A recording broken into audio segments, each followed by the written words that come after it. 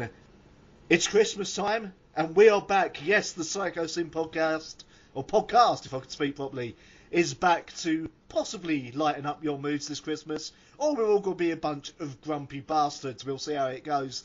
Joining me, as ever, my new kind of regular hosts, the one and only... Did we call you by your proper names or the Smeg Shed names? I can't remember. I think we used both. Yeah. Well, we have got Natalie, otherwise known as Sploogeface. And we have got Joe, otherwise known as Jaw. Hello. Is there a bit of a delay, by the way? Or... Hello. I think there, yeah. I was going to say. And yes, we are here to lighten up the next couple of hours or however long we speak for, which... Considering that one podcast that me and Joe done that ended, and then we continue speaking for another 2 hours, could be half a day if we get chatting about anything in particular. Anyway, we are glad to be back. Go on, Natalie, what was that? I was saying Joe and I had a nap earlier, so we can last a while, so it's fine. There you have it, ladies and gentlemen. Joe can last a while. I know that was going to come up. You're just feeding them to me, especially with that sentence as well. Yeah. You know. Anyway, well, let's kick this off with... Let's start with something interesting first of all, because it's all interesting. What are people's top albums of the year? Who wants to kick us off on this? First. Well, as Joe's eating, I'll kick us off so it gives him a chance to finish his dinner.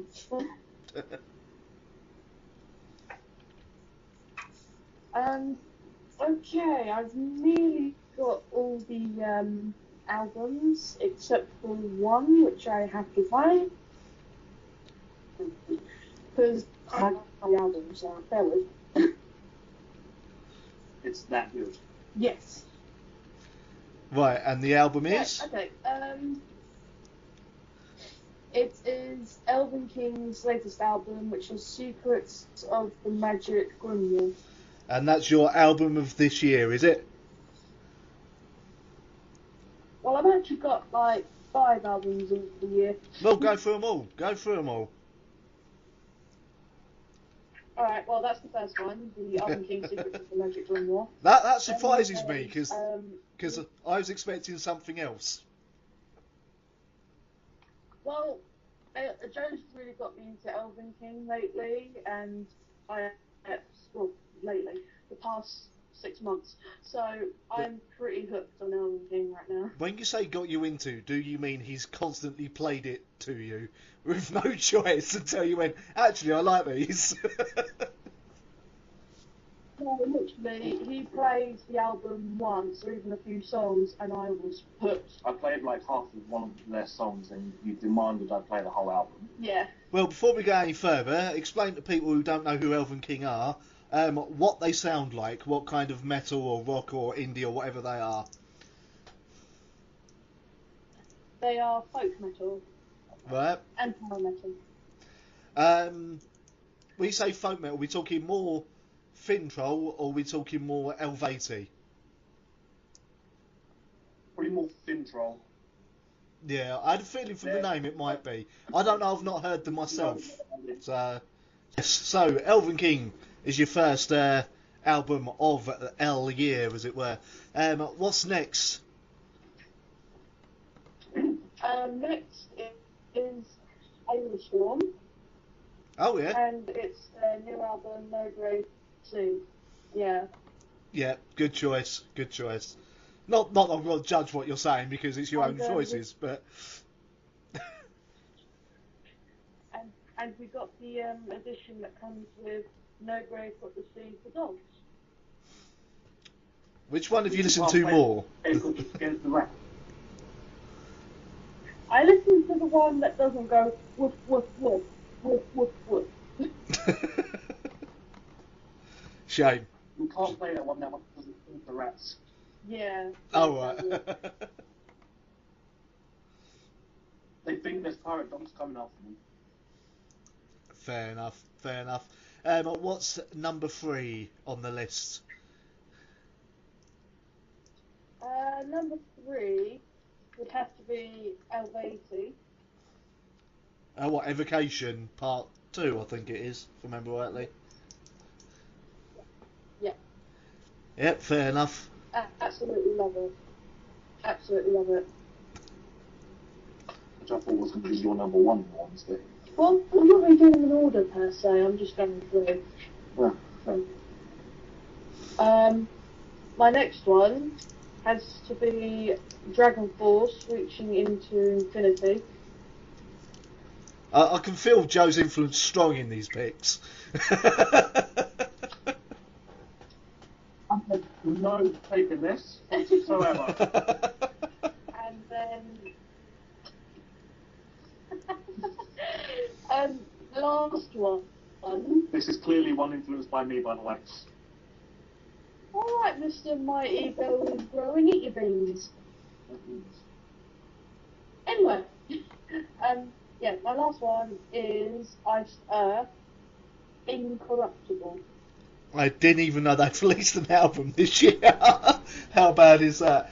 I was actually expecting Korn, but it was Korn last year. Yeah, I checked that and it was last year. Ah, fair enough. See, that's why I'm surprised. I was expecting Korn to come up on this list. So, yeah. Right, Joe, are you ready to go through your 5 of the year? Because to be honest with you, Natalie's hit me, sort of caught me off guard there. I only had 1 ready. I've now got to think of 5. So. Well, okay. I mean, one of them, mine was 10, by the way. You've got 10? Through the 5 from that. If you got 10, go through them, man. Go through them if you got 10. Well, 5 of them's already been through because it was Nat's lot. So, half the job's done for me. I thought we like the same things. So number 6 for me. Yep. Is Power Quest new album Dimension. Right. They make Stratovarius look more like death metal in terms of cheesiness. That's impressive considering Stratovarius is generally referred to as Disney music. So I'm not sure I could take that, to be honest with you. I'll show you the album and you'll understand what I mean. My next one is Creator, God of Violence. Was that this year? Yeah, Creator Gods of Violence. I think it was this year, yeah. Yeah, early January, I think. Yeah, go on. I've got the CD in front of me. So 2017, don't worry. Yeah, I've just grabbed it myself. So.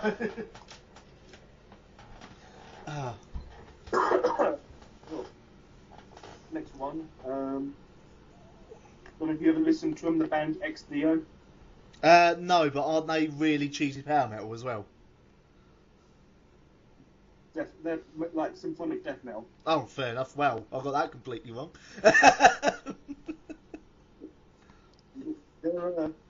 Their lyrical theme is like Roman history. Oh, fair enough. Yeah, it's still somewhat cheesy. Yeah. Still kind of back there. Next one by a band called Nokon Tursa, probably butchering that pronunciation. I can't help it because I've never heard of them. So. Yeah.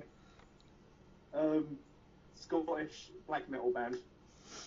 Fair enough. I don't even know. I mean, that's Scottish. I can't hear an accent when it comes to black metal. No, it sounds a weird mix, to be honest with you. Yeah. It works. Trust me, it works. Especially because you can't hear a Scottish accent. Next one is Code Orange, Forever. Right. I think that's your 10, or have you got more? This one. I have one more. Go on then. It's Finn's latest album, Winter. Again, more black metal. trying to think if I ever saw Phil F live. I may have done. They might have been supporting a band a few years ago. I really can't think. I know I've seen it on Omnium Gathering. I've seen them. I think I've seen Insomnium as well as a support act. I just can't remember who they were supporting at the time. Right, so I've got to think of another. I've got to think of 10, haven't I? Right. Well, this is a slight spoiler for an upcoming YouTube video. No, I will.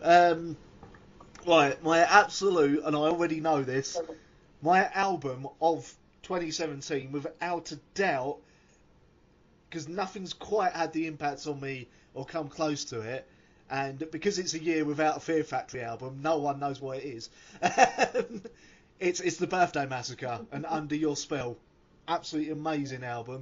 I was expecting it. Yeah, just trying to think. Only problem is I keep forgetting what's been released this year and what got released late last year. The new Godflesh album that I listened to today, Post Self, really goddamn good. If you like your industrial metal, check that out. Next up, again, I'm going to do it in no order after the Birthday Massacre one.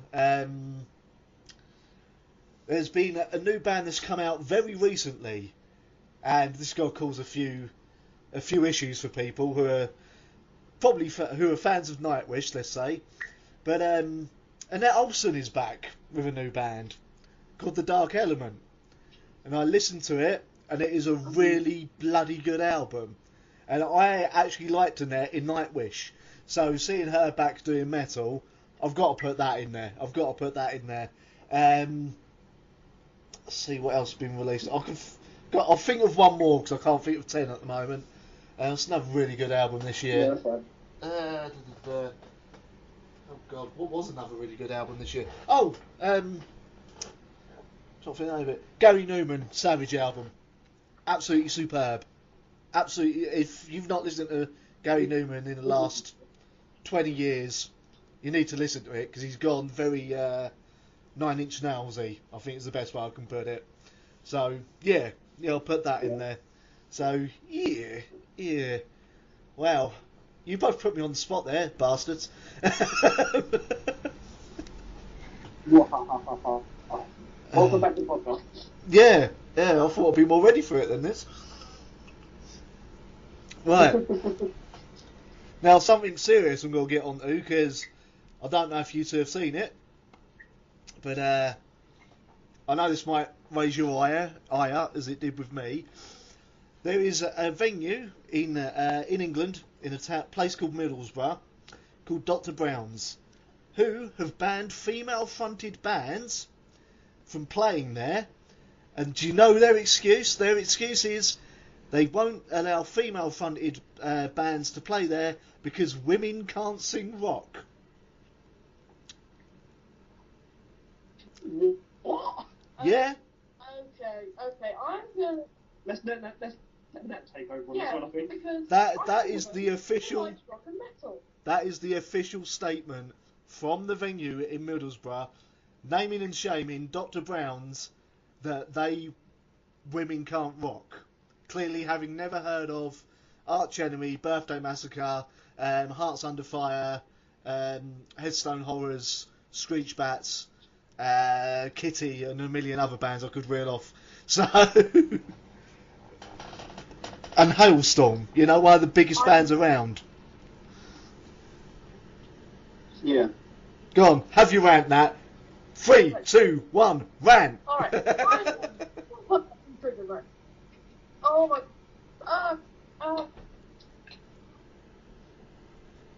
I think these people are incompetent, moronic, impossible people. Because, like you said, they must not have heard any of the most amazing female vocalist bands, like, ever. Especially considering there's been a bit of a resurgence in, and really the term female fronted is a term that needs to die essentially, but there has been a resurgence in successful female fronted bands, in the last 10, 15 years, especially in rock and metal. In fact, most of the ones that have come out are kicking the arse of what you would call male-fronted bands at the moment. So, it's ridiculous. Absolutely bloody ridiculous. Unbelievably sexist. It's like that age-old thing of, oh, you can't do that because you're a woman, or men are stronger than women. It's like, oh, piss off.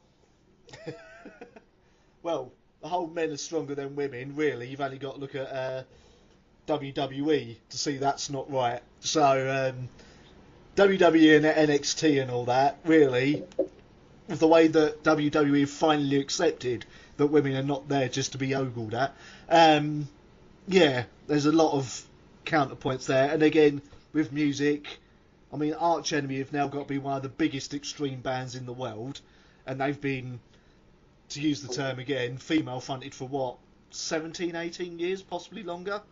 So, it's ridiculous. Absolutely ridiculous. What's your views on this, Joe? Nightmare. Yeah, Nightwish as well. One of the biggest bands in the world, I believe.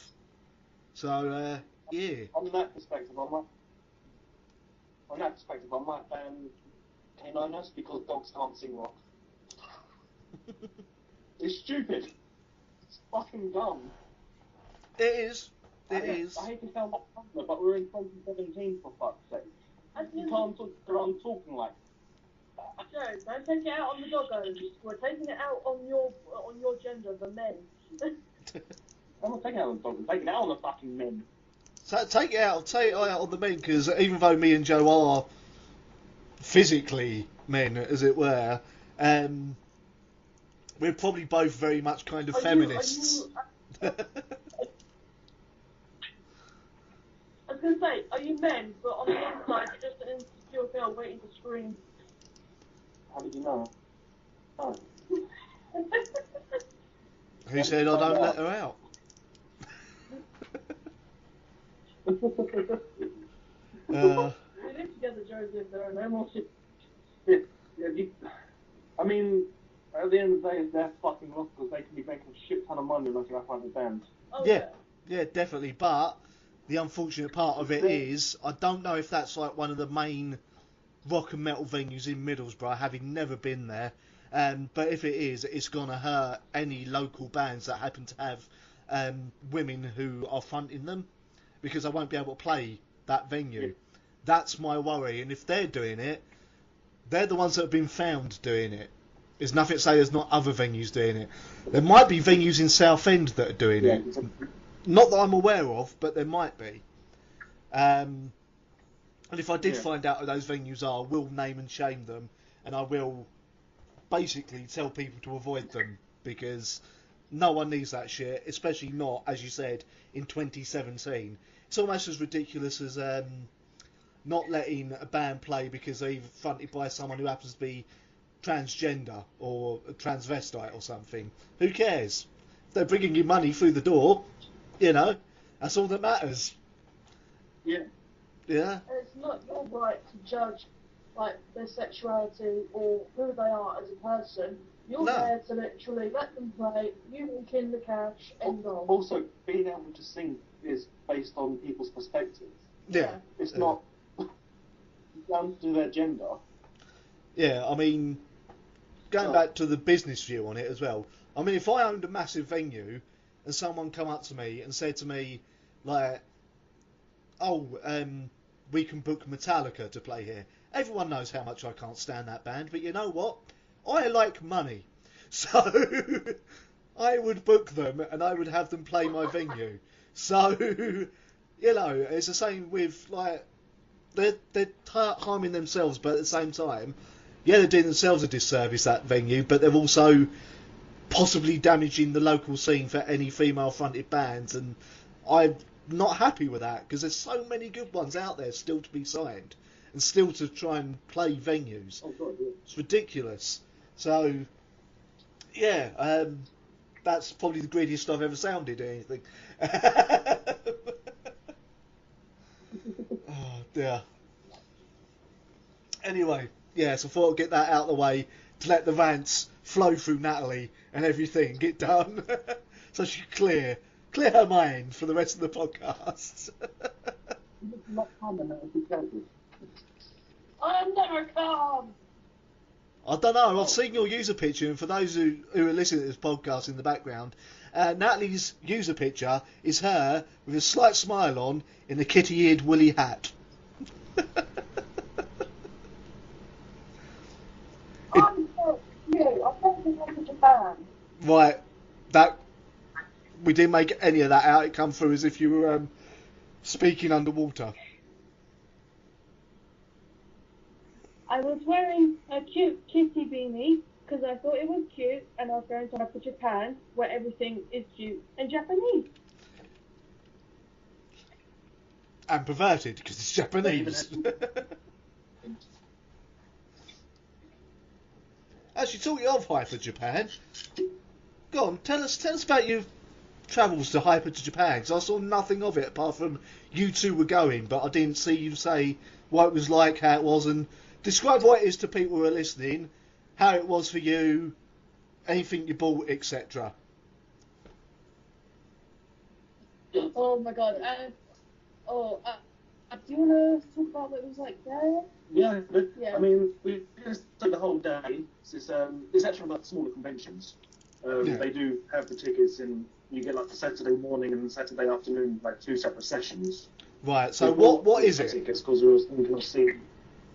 If you start with what it is, because... It's kind of like Comic-Con, but everything is based around Japanese culture. Right, so has it a lot of anime But it's as not well? just the anime. Right. It's not just the anime gaming side. It's like their traditional things, and you've got the cutesy things. You've got then like the section dedicated to their music, Yeah. Japanese food, fashion. It's sort of everything to do with Japan, isn't it? Also, you had a few of the old the Lita Goth shops there as well.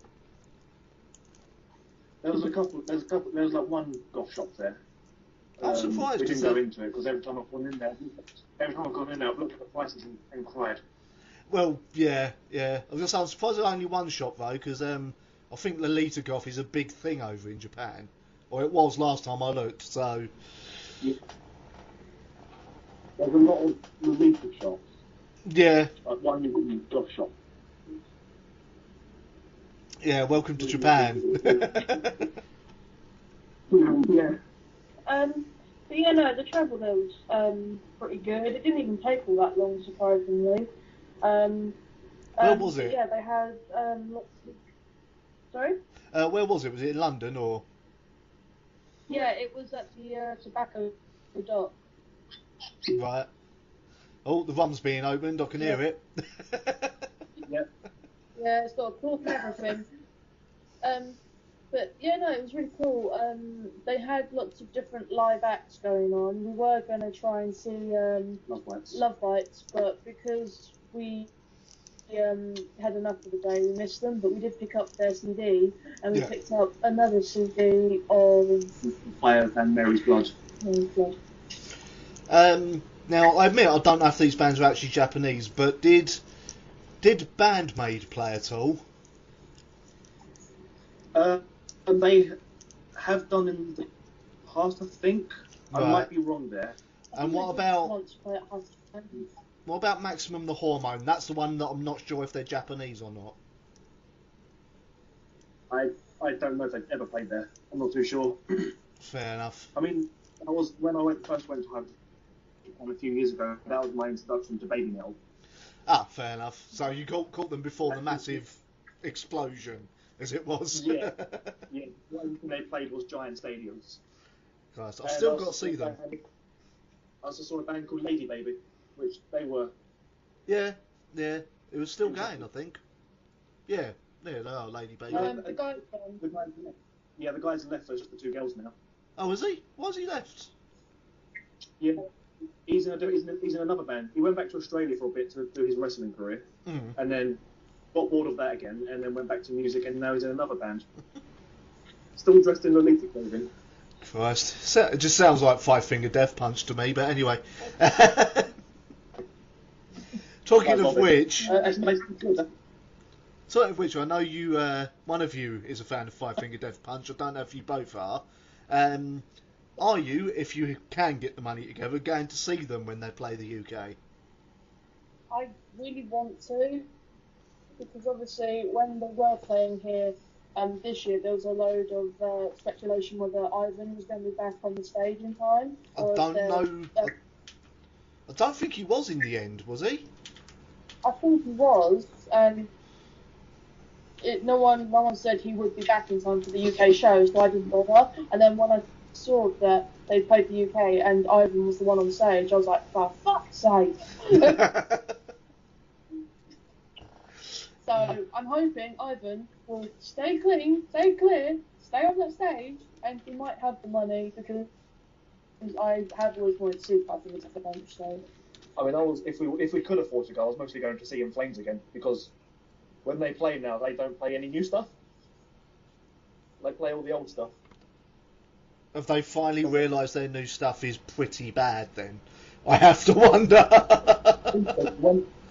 When I saw them earlier this year, supporting Disturbed and Avenged Sevenfold, they played one song off their new album, and then almost everything else was of Clayman. Fair enough. A little bit. I think what they need to do is play a little bit off Clayman, a little bit off of what's it called? The album with Cloud Connected on it. Oh shit. What's the album? I can't remember the album's called, but I know what you're talking about. Need to play some of that album as well, and maybe one or two new songs, and just leave it at that. That's your set, then bugger off the stage. That's what I need to do, because I was never the biggest In Flames fan, but they've turned into a pop act. I can't deny it anymore. They've really turned into a pop band, and I mean, I know they lost their guitarist a couple of years ago because he weren't happy with how they were going, the direction they were going. So, yeah, considering he was one of the original members, kind of shows what was happening there, really. Just a tad. Just a little bit. Oh, dear. Right, now, have you seen any films recently that you've been impressed by? Definitely when we all went to see Alien Covenant. That's probably the last film we actually saw in cinema. No, we saw Guardians of the Galaxy too. Oh yeah, we did. And the new Pirates film. Oh yeah. I genuinely think that was the last film I saw in the cinema, was Alien. Yeah, it actually was. Christ. What about on DVD and that? Anything there you've seen that you've really liked recently? Oh, whatever you watched recently. Oh, I showed you the final earlier. Did you like that? Yeah, that was alright. It's an alright film. What's that? The Final, it's called. Alright. Basically, a bunch of kids who get bullied in school get their revenge, kind of thing. And they torture their bullies with acupuncture needles, acid paste on the face, chopping off fingers, shooting at them. Is it Japanese by any chance? No. Fair enough. I was surprised it got released then. My main gripe with it was, I don't know how to word it other than it was kind of boring. Right. Like, there wasn't enough happening. There was a lot of, please don't do it. That's all, we're going to do it. Please don't do it. No, we're going to do it. We're going to do it. You got to do it now. We were going to do it, but we decided you're going to do it. So it was way too much build up for a little payoff, basically. Too much dialogue, not enough action. There was far too much dialogue in that kind of film. Fair enough. And it did happen. They were like, oh, it happened off camera. Fair enough. But someone got their fingers cut off. You saw one finger go off, and then the others was you heard a crunching noise, and you saw their face. For example. Just sounds like something from David Cage game or something, Anyway. as for me, Right, I think one of the best films I've seen this year. I watched it on DVD because I didn't see it at cinema. Probably Lego Batman. That was fun. That was a lot of fun. That was a lot of fun. A film that bombed at the box office. I'm not entirely sure why, because it actually ended up being fairly good. Was Valerian. Valerian and Valerian and City of Thousand Planets. I bought it on DVD last week, and I watched it. And I'm quite a fan of the director's work, Luc Besson, because I loved Fifth Element, because anyone who watches The Fifth Element must love The Fifth Element, because if not, they're mental. I love Leon by him as well. Pretty much every film I've seen him do has been really bloody good. The only issue I had with Valerian is the two main lead actors, the actor and the actress who are leading in it, their acting seems a little bit off. And I can't explain it better than that. I don't know why. It's like some of the acting's... Go on. Some of the acting's like really good, and some of it's just like, really? You've done the scene like that? So, worth seeing, very good film, but at the same time, that acting. Rihanna's in it, basically. Oh, fucking hell. The lead male, I forgot his fucking name now. It's something like Cara Delvine or something like that, or Diana Dalababa. He was in a film earlier this year, I think it was either this year or last year, called A Cure for Wellness. Oh, was he in that? Yeah. Yeah, his acting in that was a bit... In some places it was okay, in other places, again, it was like, why? Yeah, but, I think... And again, when I think that about a lot of the film. The film started off amazing. It was like a really great suspenseful like thriller. Yeah, I've got told good things about Cure for Wellness. I've not seen it myself yet. So... But the ending it feels rushed. Really? It's out of nowhere. It almost turns into like a Frankenstein thing. Okay. And it's literally just like, sort of like mystery, like horror mystery, for like an hour and a half, and then 15 minutes of it is like, there's a Frankenstein monster, you got to defeat it. Oh, okay. So you've got to defeat the Frankenstein monster to escape, and it's like, that happened. So this is happening now. I mean, it's a pretty good film. It's just the ending is so rushed. Yeah. Oh Christ. What's his name? Dane DeHaan. That's his name. I've just looked it up. Yeah, he's either gonna end up becoming really, really bloody amazing over a series of films with his acting. Like, for instance, I mean, you watch early. I forgot his name now. Guy who was in Titanic. Leonardo DiCaprio. Yeah, you watch anything by him that's early before probably you started doing the more dramatic stuff, and he's crap. He's absolutely bloody awful. You watch him now though, and it's like Shutter Island and Django and all that. He's absolutely brilliant. So I think Dane DeHaan's either going to become that, or he's going to become another Nicolas Cage. So he could go better. He could become another Tommy Wiseau. No one can become another Tommy Wiseau, nor do we need another Tommy Wiseau.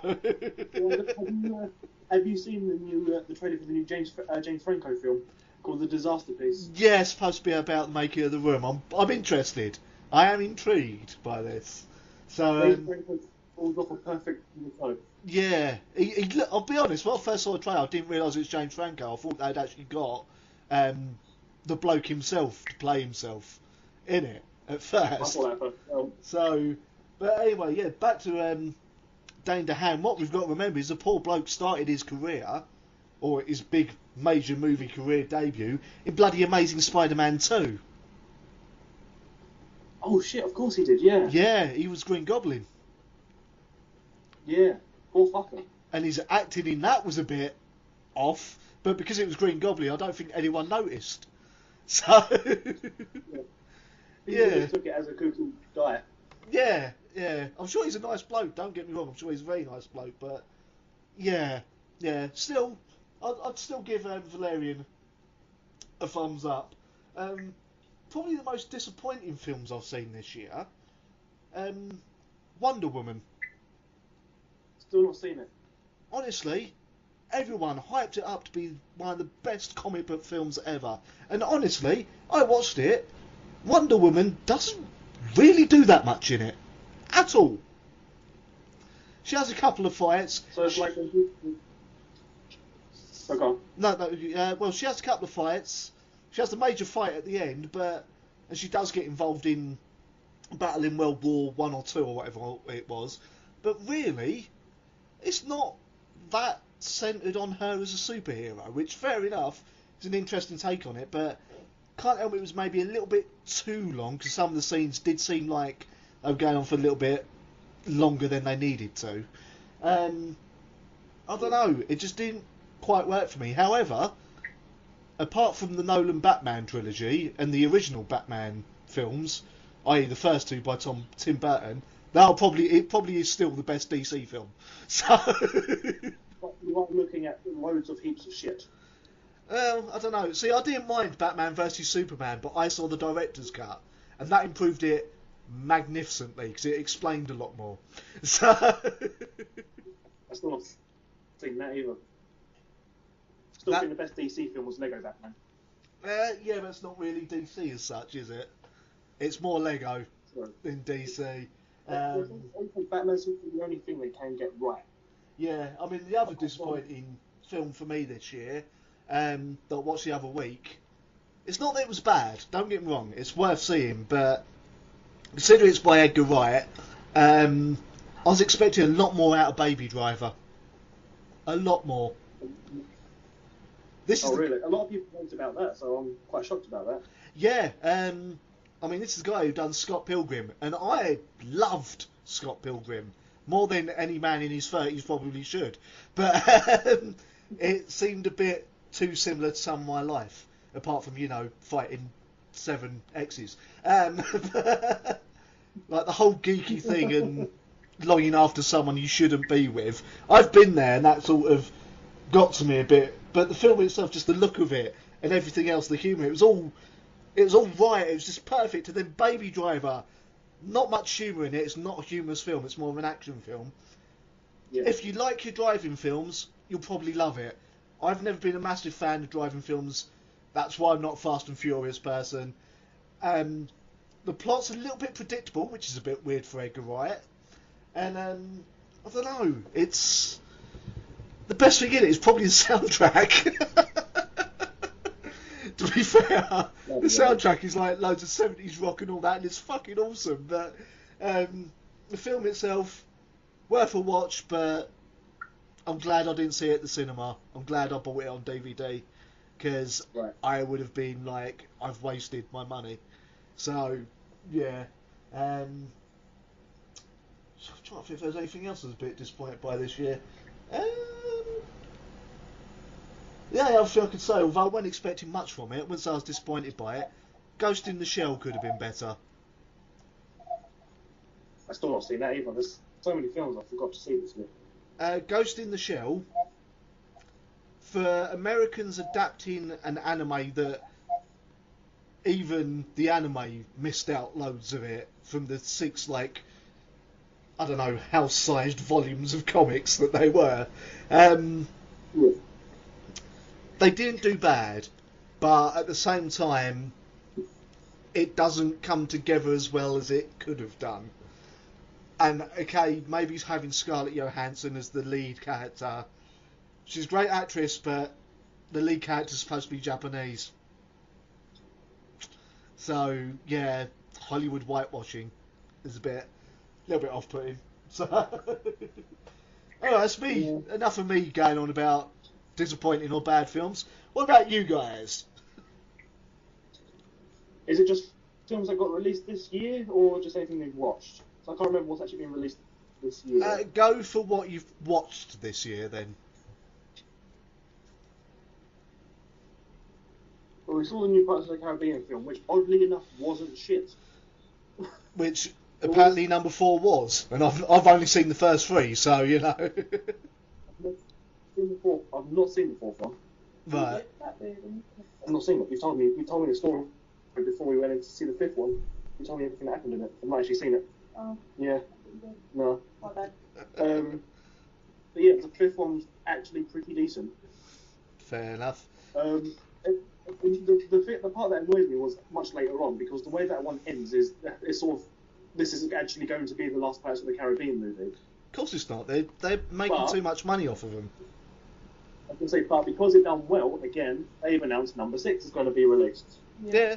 Oh, it will go on. It will go on and on. They will try and make it like... they've announced something like 10 or 20 more Star Wars films. Disney have. The Marvel film. No, they've done it with Star Wars. They've done it with Star Wars as well. Earlier this year, there's going to be at least another 15 Star Wars films. 15. They might not just be a continuous story, though. They might have all the extra side stuff. Yeah, it's got to be a lot of side movies, yeah, because you've got the upcoming... See, I'm not a Star Wars fan, so me remembering the names of characters is not going to help. But you've got the upcoming The Bounty Hunter bloke. Han Solo. Yeah, you got that film supposedly happening, but directors are getting fired left, right and centre on that. That's coming up. You've got The Last Jedi coming up, which apparently loads of people are now getting wide. There's just got to be a remake of Empire Strikes Back, apparently. And yeah, it's got to be interesting. That's going to be. Are they just going to end the episode now and just do loads of side stuff? Don't know. It depends if they can work out a way to continue it, I suppose. In the end, at least it's away from Lucas.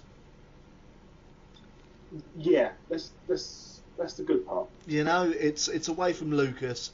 I mean, Lucas can now concentrate on ruining Indiana Jones number 5 with Spielberg. And yes, number 5's happening. Oh, God damn it. Yeah, oh yeah, of course it's happening. 4 made a lot of money despite it being monumentally awful. Number 5 is happening. Thankfully, Shia LaBeouf is not in it. Because the original plan, at the end of 4, when he picks up the hat, the original plan was going to be for Shia LaBeouf to take it on. Oh, God. And then when that leaked, everyone went, no. Like, literally, the whole fan base went, if you do that, no one's going to see this film. That's why they changed the ending. Yeah. So, yeah.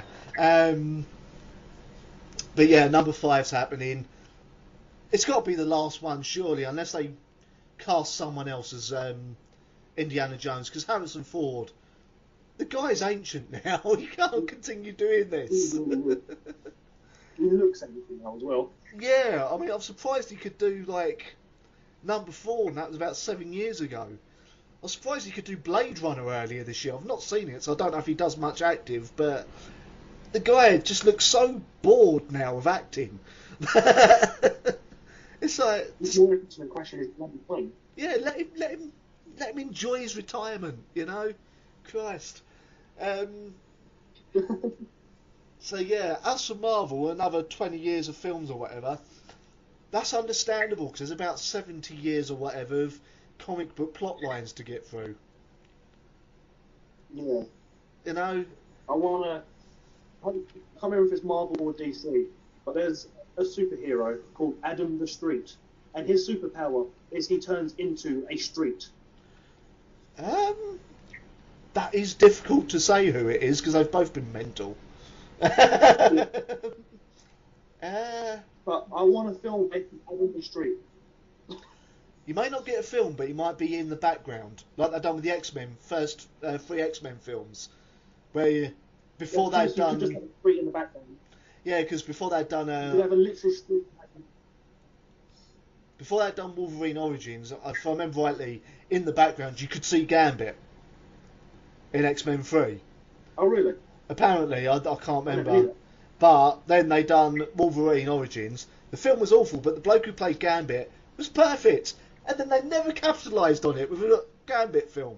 And he's never been in a film since, and I'm gutted, because he's the best X-Men. There was going to be a Gambit film, but it got cancelled. Yeah, because Wolverine Origins was received so poorly. That's what it was. Yeah. I mean, who would you get to play Gambit now? Oh God. Fucking hell. It's like he's got to play Wolverine in the future now. Yeah, that's true. I mean, I know. Well, that's probably they might cast. And then again, it's owned by Fox, isn't it? They're not going to cast an unknown. Yeah, They'll probably I mean, cast someone ridiculous. I mean, I know spoilers ahead for anyone who's not seen Logan.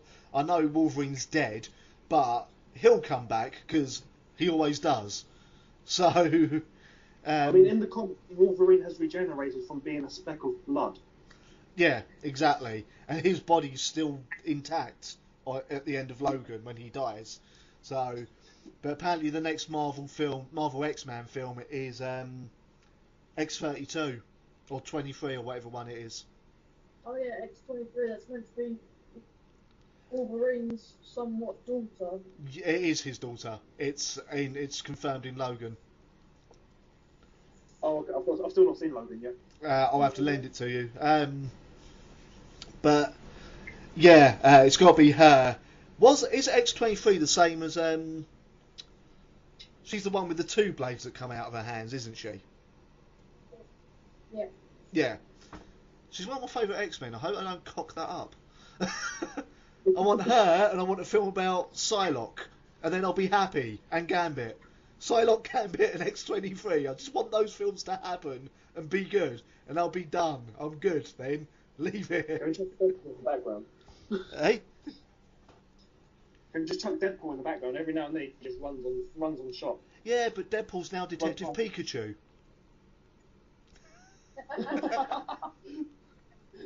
Bloody hell.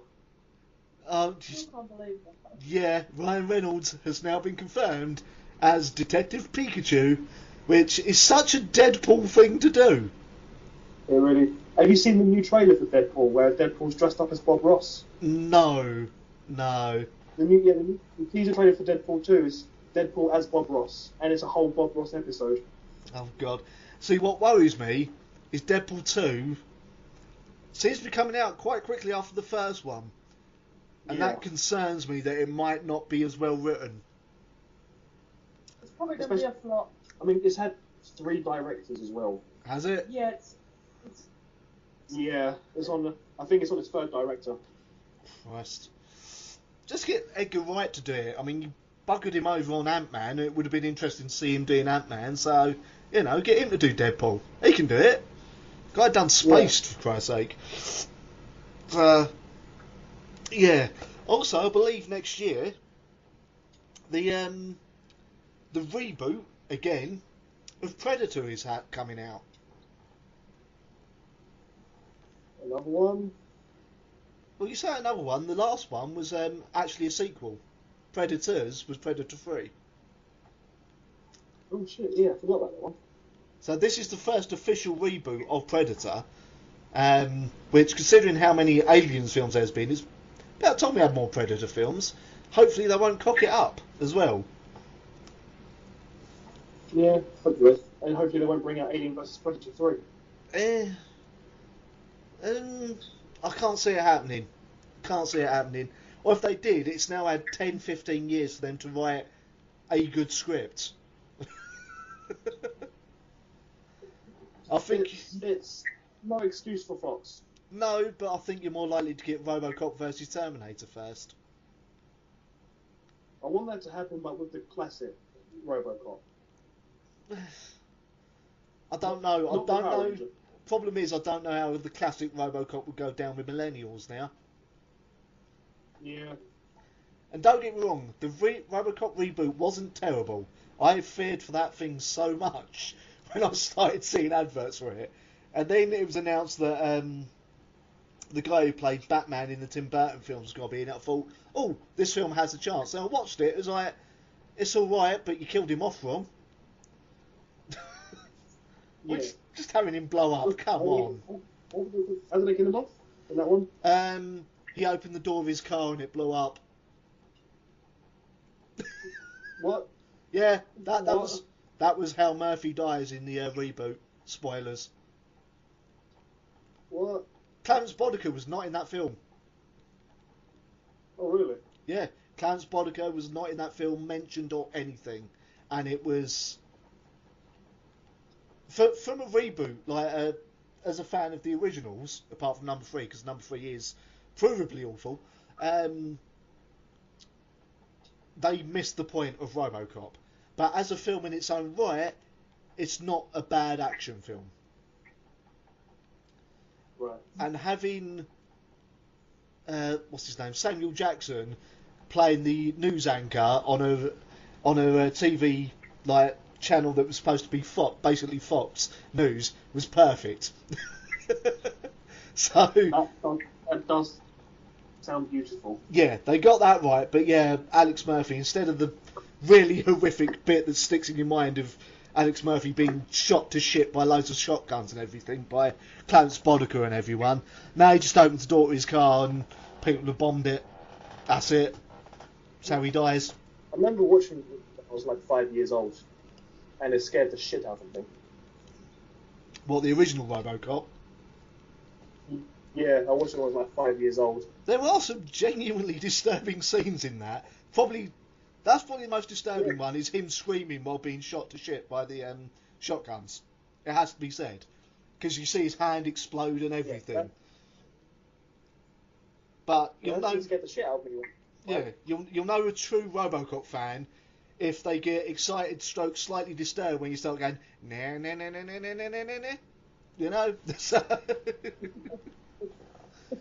And they'll know the line, I'd buy that for $1. Yeah. If they know that properly, it means they either play too much Smash TV or they know RoboCop. So, oh dear. But yeah, the original RoboCop, awesome. RoboCop 2, still awesome, but not as good as the first one. RoboCop 3, don't bother. RoboCop remake, it's fun, but it's still pretty bad. So yeah, just might have bought it on DVD for £3. Fair enough. The worst remake I ever saw or reboot, that's got to go to Nightmare on Elm Street. Still not saying. I refuse to watch it. Continue refusing. If you have any respect or love for the franchise, do not see the reboot. God almighty, save yourself.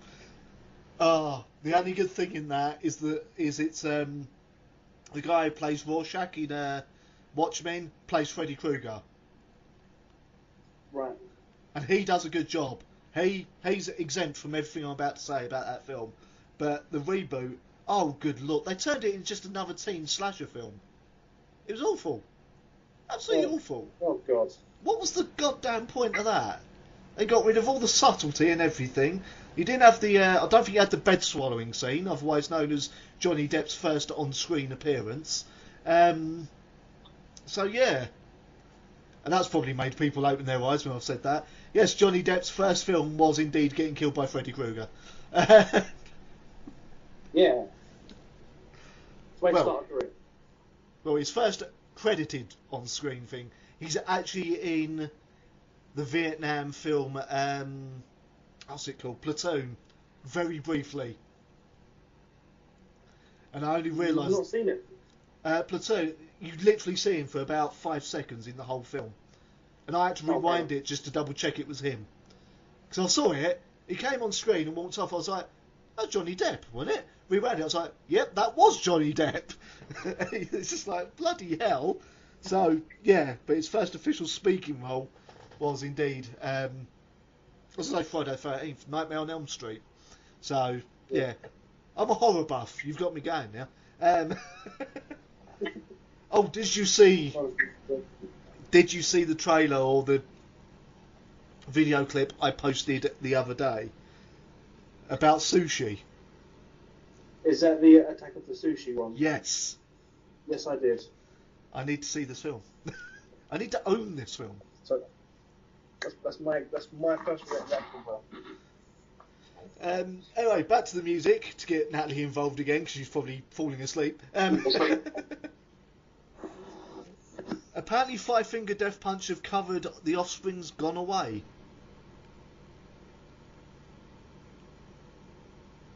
You still there? Never heard of it. I'm trying to think of what song that actually is. I can't remember that one. Ah, fair enough. It was on the album just before they got big with Pretty Fly for a White Guy and everything. Right. Oh, God. August Burns Red have covered Wham's Last Christmas. I have nothing to say on that.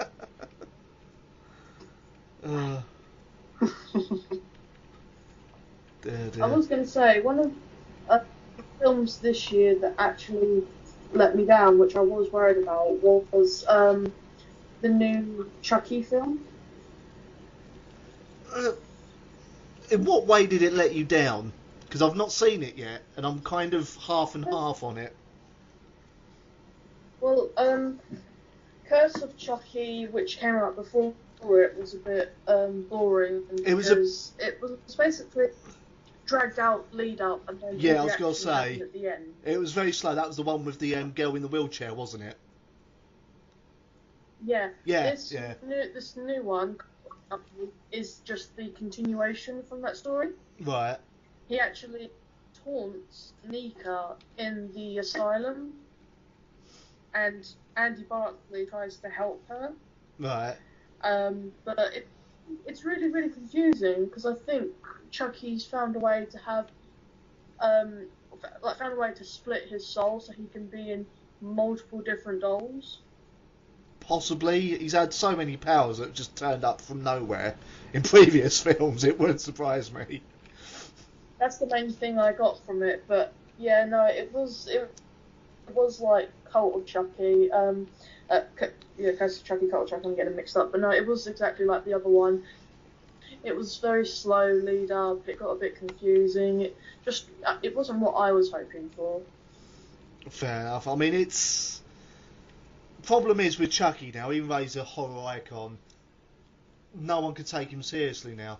If they were to release like Child's Play now, even a remake, no one could take it seriously. It's a killer doll. No one's gonna be scared by that shit anymore. Yeah. I mean, it's no. I mean, my personal favourites out of the Chucky saga were probably Child's Play 3, Bride of Chucky, and Seed of Chucky, because it had its funny moments. See, for me, I'd say Child's Play 1 because it was the first one, and yeah, I'd agree with Bride of Chucky because Bride of Chucky was awesome, had an awesome soundtrack. In fact, I think that was the first time I heard Rob Zombie, and also had Jennifer Tilly in it, and she was hot back then, hot. So yeah. I can't help it. I think I just liked it. It had like the ones I just said. They had more like a sick humor about it.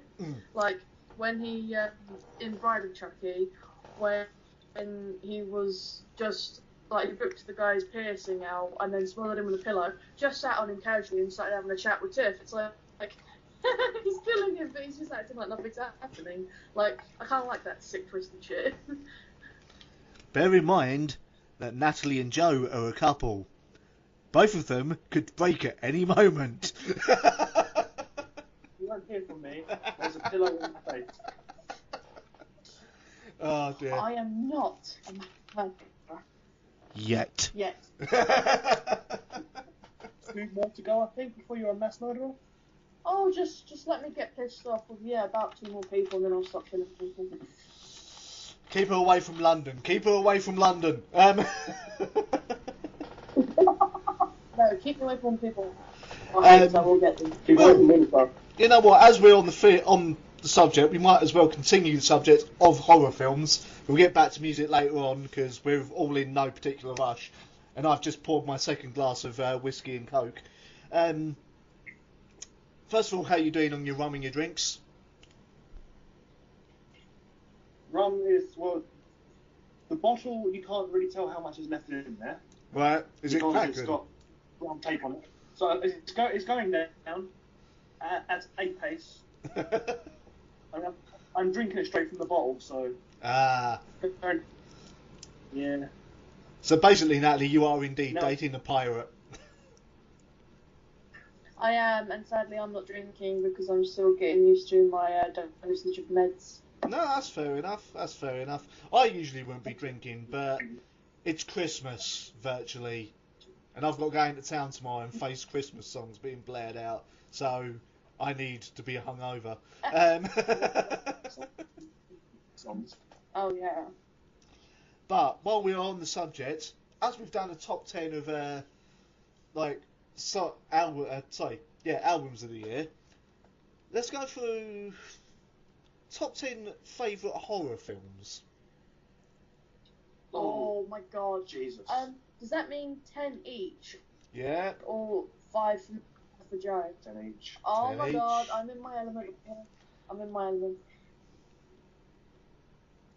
Do you want to go first?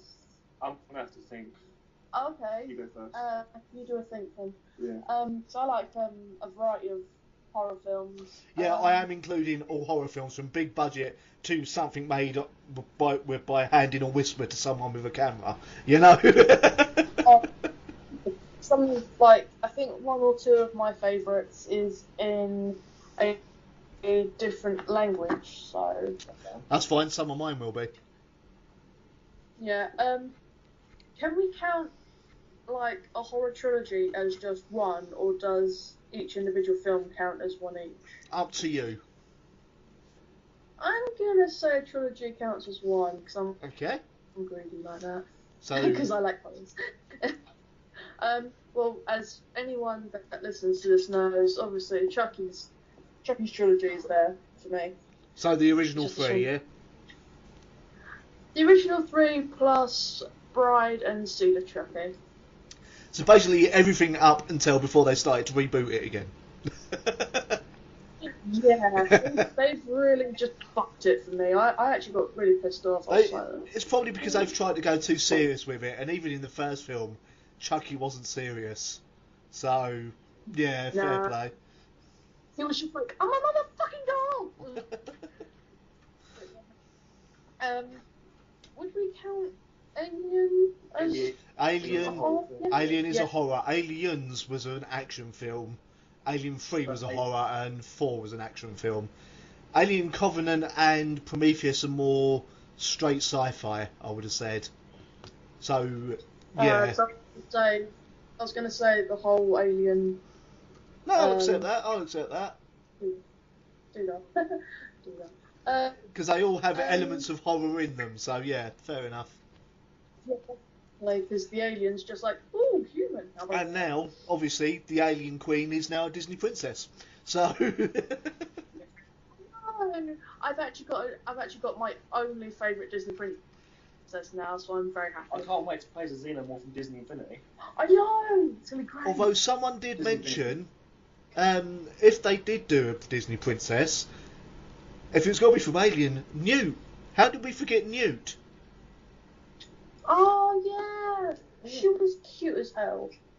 Even though she was like, they're dead, alright, can I go now? It's like, oh my, this kid's got issues. Get a shrink! Well, to be honest, she did die, so... She was not meant to die, but... And her best friend was a doll head. I've known weirder people. I'm dating one. Sorry, Chelsea. I'm not really. Anyway. Smack him. Right. What else? Obviously, I like Battle Royale. It's more of an action film, I think, than a horror. Yeah, I'll go with that, yeah. Never watched Battle Royale 2. Never watched Battle Royale 2. I didn't even know it existed. Neither did I. Yeah, it was done, the director who done Battle Royale 1, history lesson time, kids. God, that made me feel really old then.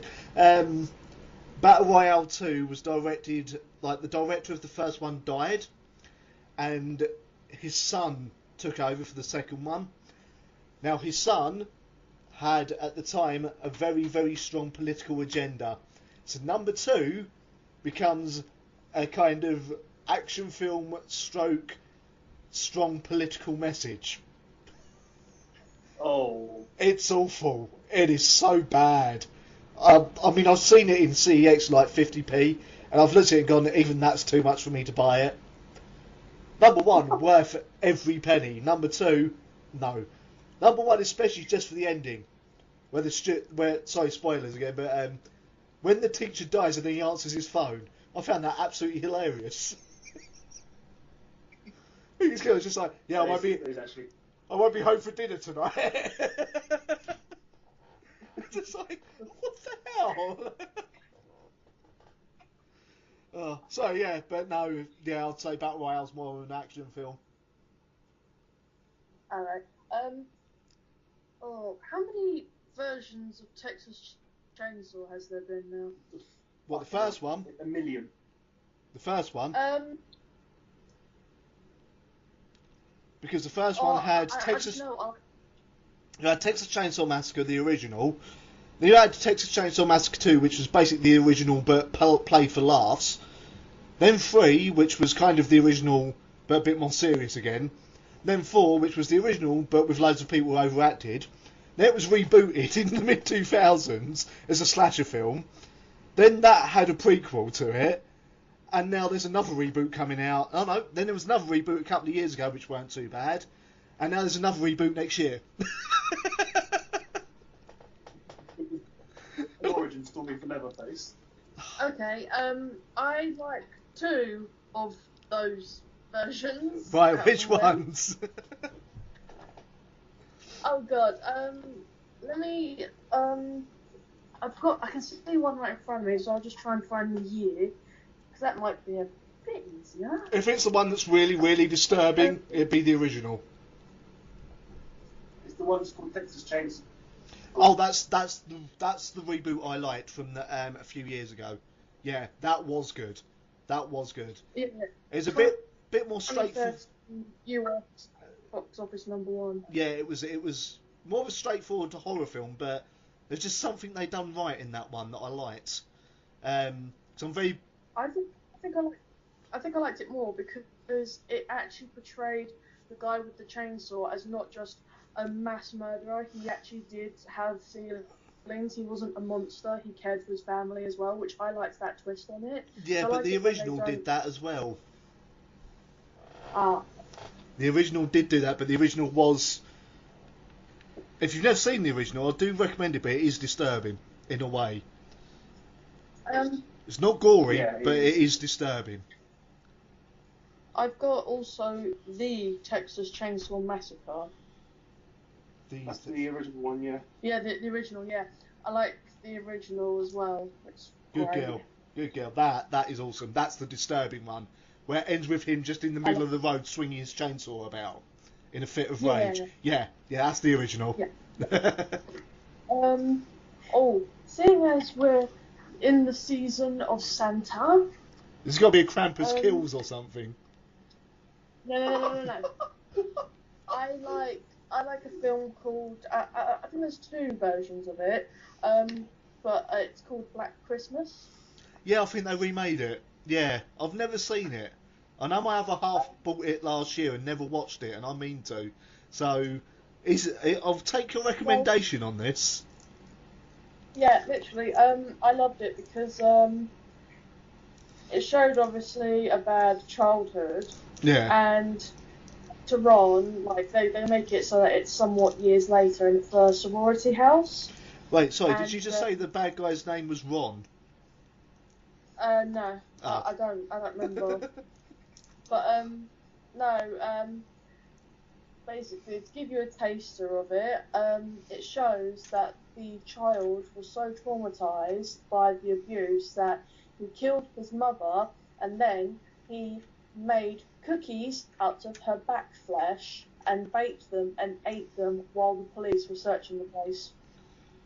Oh, it's a Justin Bieber Christmas. But I just loved it. Cause that's got to be the original, because I have a feeling the remake probably cut that bit out, because it'd be a bit too much for people. I have no idea, because also he goes around killing the sorority girls, but taking their eyeballs and dangling them on the Christmas tree like baubles. Oh, this sounds awesome. I need to see this film. I'm also probably mentally disturbed by saying this sounds awesome, but anyway. find it awesome, but then again, I have a therapist and I'm on drugs. Yeah. So... I mean, as soon as next time I've been wanting to watch it. It sounds great. Yeah. Oh, it's fantastic. Yeah. Although, you did know that there is a horror film where Goldberg of wrestling fame plays Santa on a killing spree. What film is this? I think it's called Santa's Slay. Slay spelled as Oh, Slay. I've never seen it. But I've seen the clips of it. It was through What Culture, another great YouTube channel that people already know about, is on one of their lists. I was like, oh my god, I've never seen it. I keep meaning to. Anyway, sorry Natalie, I keep disturbing your list. Go on. It's alright. I definitely like House of Wax. That's a good one. I've never seen the original or the remake. Oh, you haven't seen House of Wax? Which one? Oh. Because I know the original has Paris Hilton. Not the original. The remake has Paris Hilton in it. Yeah. So. I'm on about the one with Paris Hilton in it, simply because she gets a pole through the middle of her skull, and it is beautiful. Saying that, there is one film with Paris Hilton in that I actually like, and she sings in it, and I own.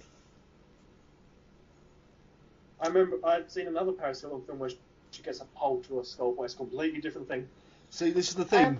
Funny enough, I do have a film where Paris Hilton sings in it, and her face falls off on stage. What film is that? You might be talking about the same film. It's the Reprogenetic Opera.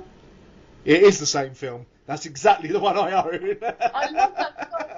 I love it so much. It's a film that not enough people have seen. That's what that is. It's a great film. It is fantastic. Even though it's a musical, it's still quite gory. Yeah, I'm it. very, very picky with my musicals. There are only, let me think. Yeah, there's only 2 musicals I like. That's one of them. Sorry, 3 musicals. The other's Nightmare Before Christmas because I'm goth. So edgy. And the third one, take what you will from this, but if people don't like it, they're clearly insane. Rocky Horror, come on, Rocky Horror, awesome. So yeah, when we get into the whole kind of Singing in the Rain and all that, that can fuck off. I want really twisted shit. So. I'm a real sucker for musicals. Like, I fucking love musicals. So I love Grease and Grease 2, Sound of Music, that sort of stuff. See, Repo you could put in this list because that is technically a horror. Yeah. Yes, yeah, I do love Reprogenetic Opera. I do need to watch that again. I feel now that I need to watch it with you and Joe while we all have drink. That sounds Dude, great. come round here and watch films with us. Haven't got the money to get to Rayleigh, that's the issue. We'll send you money for a bus ticket when we've got money. When we have there's the issue. We're both skin. We're all skin. Let's see, what else is there? What did you said? I can't remember. I've lost track. 4. I don't know. I Is love. it 4? Yeah. I love Orphan. Orphan. Is that the one where it turns out she's actually about 30 or 40 at the end? Yeah. Yeah. I have seen that. Yeah. I've only seen it once. And sorry, spoilers there for anyone who's not seen it, possibly including Joe there. I hadn't seen it, but it got spoiled for me anyway, so it's fine. It is a good film. It is a good film from what I remember. I saw it years ago. Yeah, it is great. Right, you got 5 more. I also. I liked a film called Hollow Man. That was really good. The Kevin Bacon one, Yeah, where he plays an invisible rapist. pretty much. And then he goes killing everyone. He gets angry. It's quite a good. Have you ever watched the extended, like, unedited version? I am not sure. It's good. You should watch it. That's my story. That's a story about So it's good. I'm not going to spoil anything. I've no comment. I've never seen Hollow Man, so. Good. It's good. I like to watch an invisible Kevin Bacon rape people. And kill them. It's a good film. Yeah. Fair enough. Fun for all the family. It's never done anything footloose while doing it. Ah, damn. Bacon schlong. Right, 4 more. Okay, gotta look at the horror collection now, which means I have to try and get past my rats. Hello, boys. Please don't chew my fingers.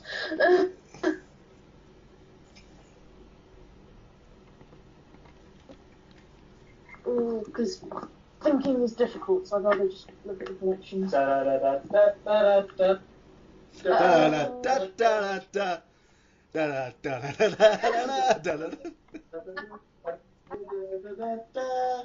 guys, stop.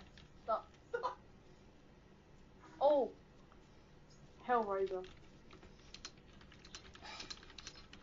Oh, Natalie.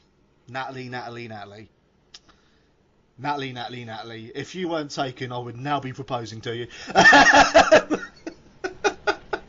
Well, come on then. Considering you're in love with my boyfriend, I think this is a bit sudden. See, I have a slight obsession with the Hellraiser series, so although probably more than you do, because I own 8 of the 9 films. I own 1, but I've seen 2, 3, something like that. As I said, there's 9 of them, so with 10 that's been in production hell for about 4 years. So, and also don't bother with number 9. Christ, don't bother with number 9 because they've got some chubby American bloke playing Pinhead. What? Yeah. Do you know why the original bloke didn't come back for number 9? Because he read the script and basically told them, "This is a pile of arse. I refuse to be in this movie." And trust me, I've watched Revelations. It is indeed a pile of arse. The acting is worse than an episode of Hollyoaks. Fuck off. Not even joking. It is that bad. It is that bad. And the thing is, he's not in the new Hellraiser either. But that's because he never even got asked. They've just cast someone else as Pinhead. Wow. That's beautiful. Honestly, I could understand why, though. The guy is getting on now. He's getting on. He was about 50 when he started playing Pinhead, I think. So, it's understandable. Yeah.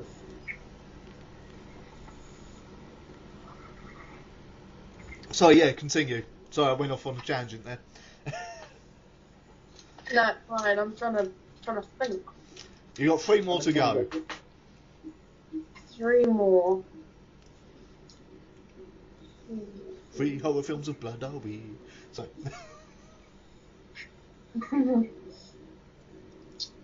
It's annoying because I can't see our horror collection because the rats are blocking it. Do you know what's really annoying? Joe has now put da da da da da da da in my head. Bastard. Enjoy having the Spanish flea stuck in your head. Oh dear. All I've got is Homer Simpson singing it as well. So There was a the Spanish flea. Oh dear. God. Right, while Natalie thinks of another 3, I'm just going to have a quick word with Joe, just to keep, so we've not got dead air.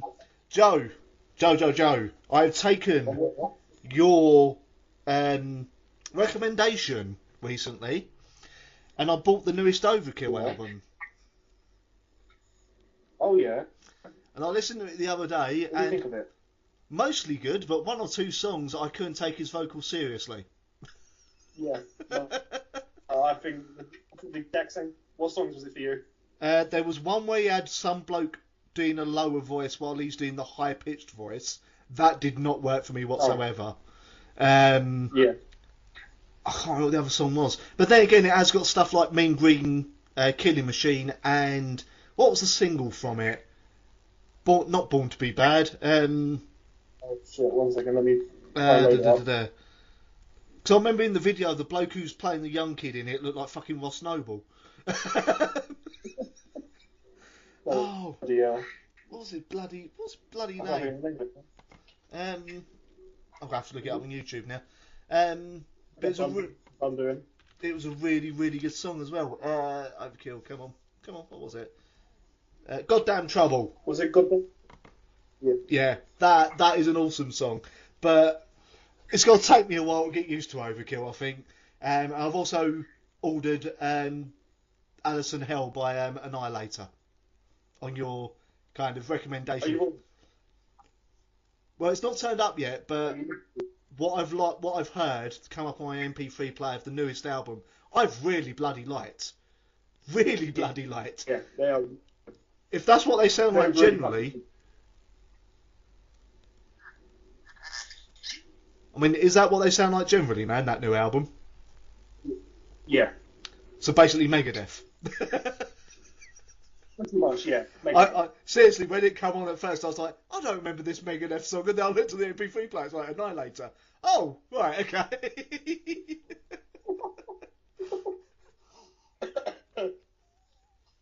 But yeah, so I'm going to thank you for recommending both those bands to me, man. It's something I should have listened to a long time ago, but I already know the song Alison Hell because I've heard it in rock clubs all over with the whole Alice thing. So I know that already. Yeah.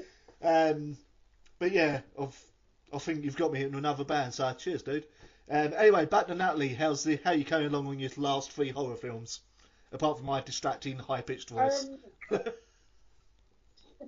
I just remembered Silent Hill.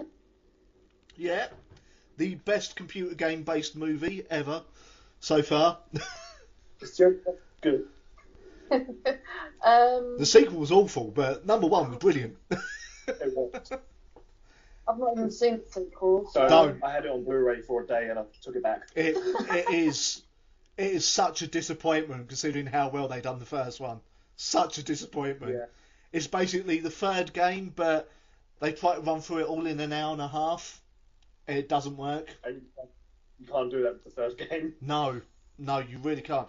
Although, worth seeing if you like Jon Snow from Game of Thrones, because he's in it. I don't care about Game of Thrones, so... Oh, fair enough. Yeah, in all honesty. I tried watching it, I couldn't get into it. For some reason, I swear I remember a film where something picked up a woman and it literally just ripped her skin off in one. That's Silent Hill. That was Silent Hill. What? That was Silent Hill. That's Pyramid Head. I swear there was another film that had that happen in it. It's probably happening loads, but the one that's coming to mind is Pyramid Head doing it outside the church. Yeah. That's what sticks in my head. Oh, yeah, okay. That was Silent Hill. Because the only other film that you've mentioned... The only other film that you've mentioned where a woman's skin gets ripped off would be Hellraiser 3. That might have been the other one then. It's been a long couple of days, so trying to think is difficult. I think your classic horrors like your Friday the 13th, Nightmare on Elm Street, etc. Any of them? See, I couldn't get into many of them because either everyone spoke about them, so you didn't even really need to watch them, or because I can't get into things that are overly hyped. That's why I haven't even bothered with Game of Thrones or anything like that. She's a true hipster. You are sounding it, to be honest with you. I know. I think it's mainly because I'd rather people get their over the top excitement out of the way and all their spoilers out of the way, because by the time I get round to watching it, there won't be any left for me to see fresh on Facebook. I'll be like going in it blind, sort of thing. Well, what about foreign language horror films or B movies? Anything there? I do. I mean, I wouldn't per se say it's a horror. It's more. I don't know. I will accept horror comedies if need be. Oh, in that case, if we're talking about horror comedy, it's got to be Tucker and Dale versus Evil. Well, there's one. It's got enough gore in it, so yeah, I'll accept that. That is a great film. That is a great fucking film. Aren't they finally doing the sequel next year? I believe. Yes, they are. I cannot wait. That's amazing. All I remember of that film, I own it, I watched it for ages, is where the bloke goes running at them with the axe and he just turns around to put another thing in the shredder and the bloke trips up and falls in the shredder. And he just turns around and goes, ah! These dang kids just ran headfirst into a watch.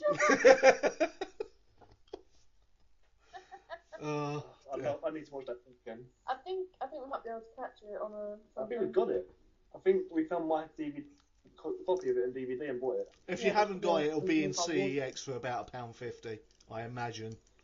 So. And it's worth that £1.50 and more. Yes. Yeah.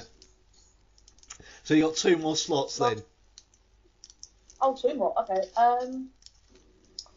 Well, one more. She had Silent Hill as. Oh yeah, 3, sorry, yeah. One more. One. Oh god, last one. That's gonna be difficult. That's all right. We've got to get through Joe's yet. Oh god. Oh my god. Horror films amongst those. I'm just quickly asking Joe to look through some films for me to jog my brain. Oh, the Skype one. That wasn't really a horror. That was more of like a. That's not a horror though. There's like no gore. Like, well, not much gore. Although Gore levels doesn't tell. actually no, Unfriended did have gore in it. Yeah, it was Friend Request that didn't have gore in it. A level of gore doesn't determine whether it's a horror film. No, I've got to say that about that because one of the films on my list does not have gore. Oh, okay. Yeah, I think I'm quite torn between Spice World. Insidious. I'm quite torn between Insidious or The Conjuring or Annabelle or Unfriended. Which one has more scenes in it that you remember? I remember them all very vividly. Okay, which one caused you slight issues sleeping?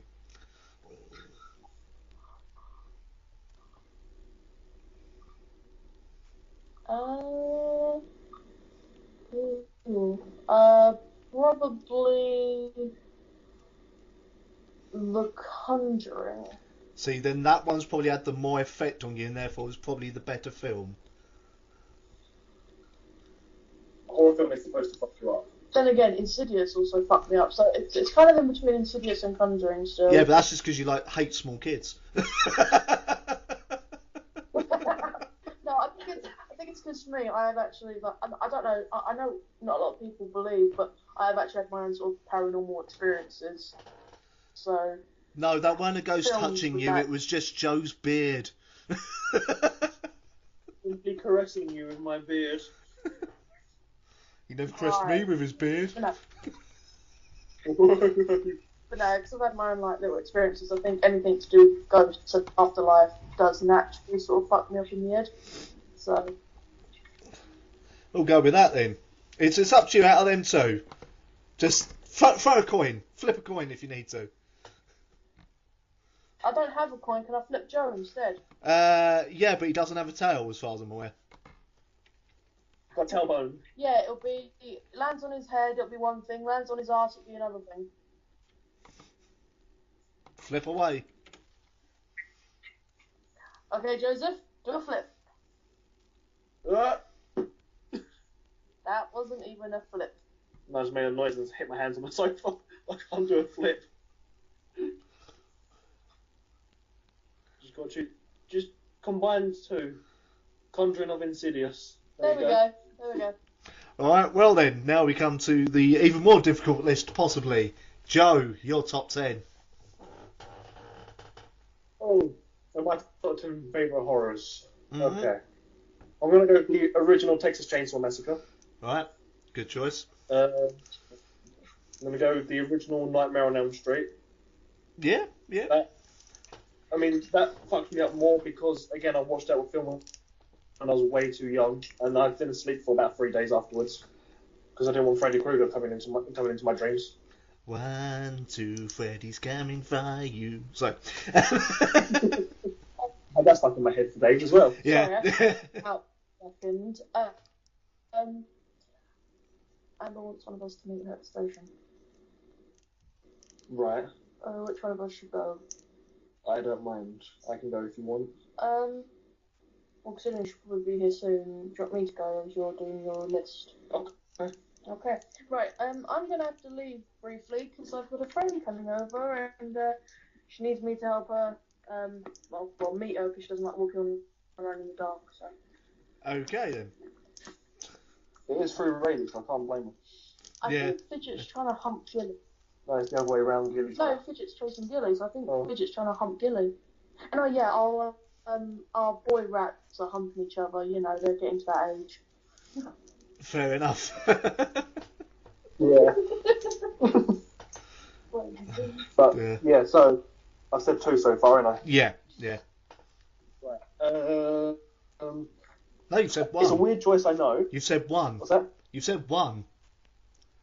You said and Nightmare. Nightmare on Elm Street. You said Nightmare, and that's it. And what? Texas Chainsaw. Oh, so yeah. Yeah. It's an odd choice. This is in no particular order, by the way. It's an odd one, but I really enjoy Unfriended. I've never seen it, so I couldn't say. When I first watched it, I thought it was going to be one of the biggest piles of shit ever. Fair because enough. it's a horror film based on fact. And it based mainly on webcams. Yeah. Yeah, I've seen a few of those films. That one surprised me because it wasn't a massive pile of wank.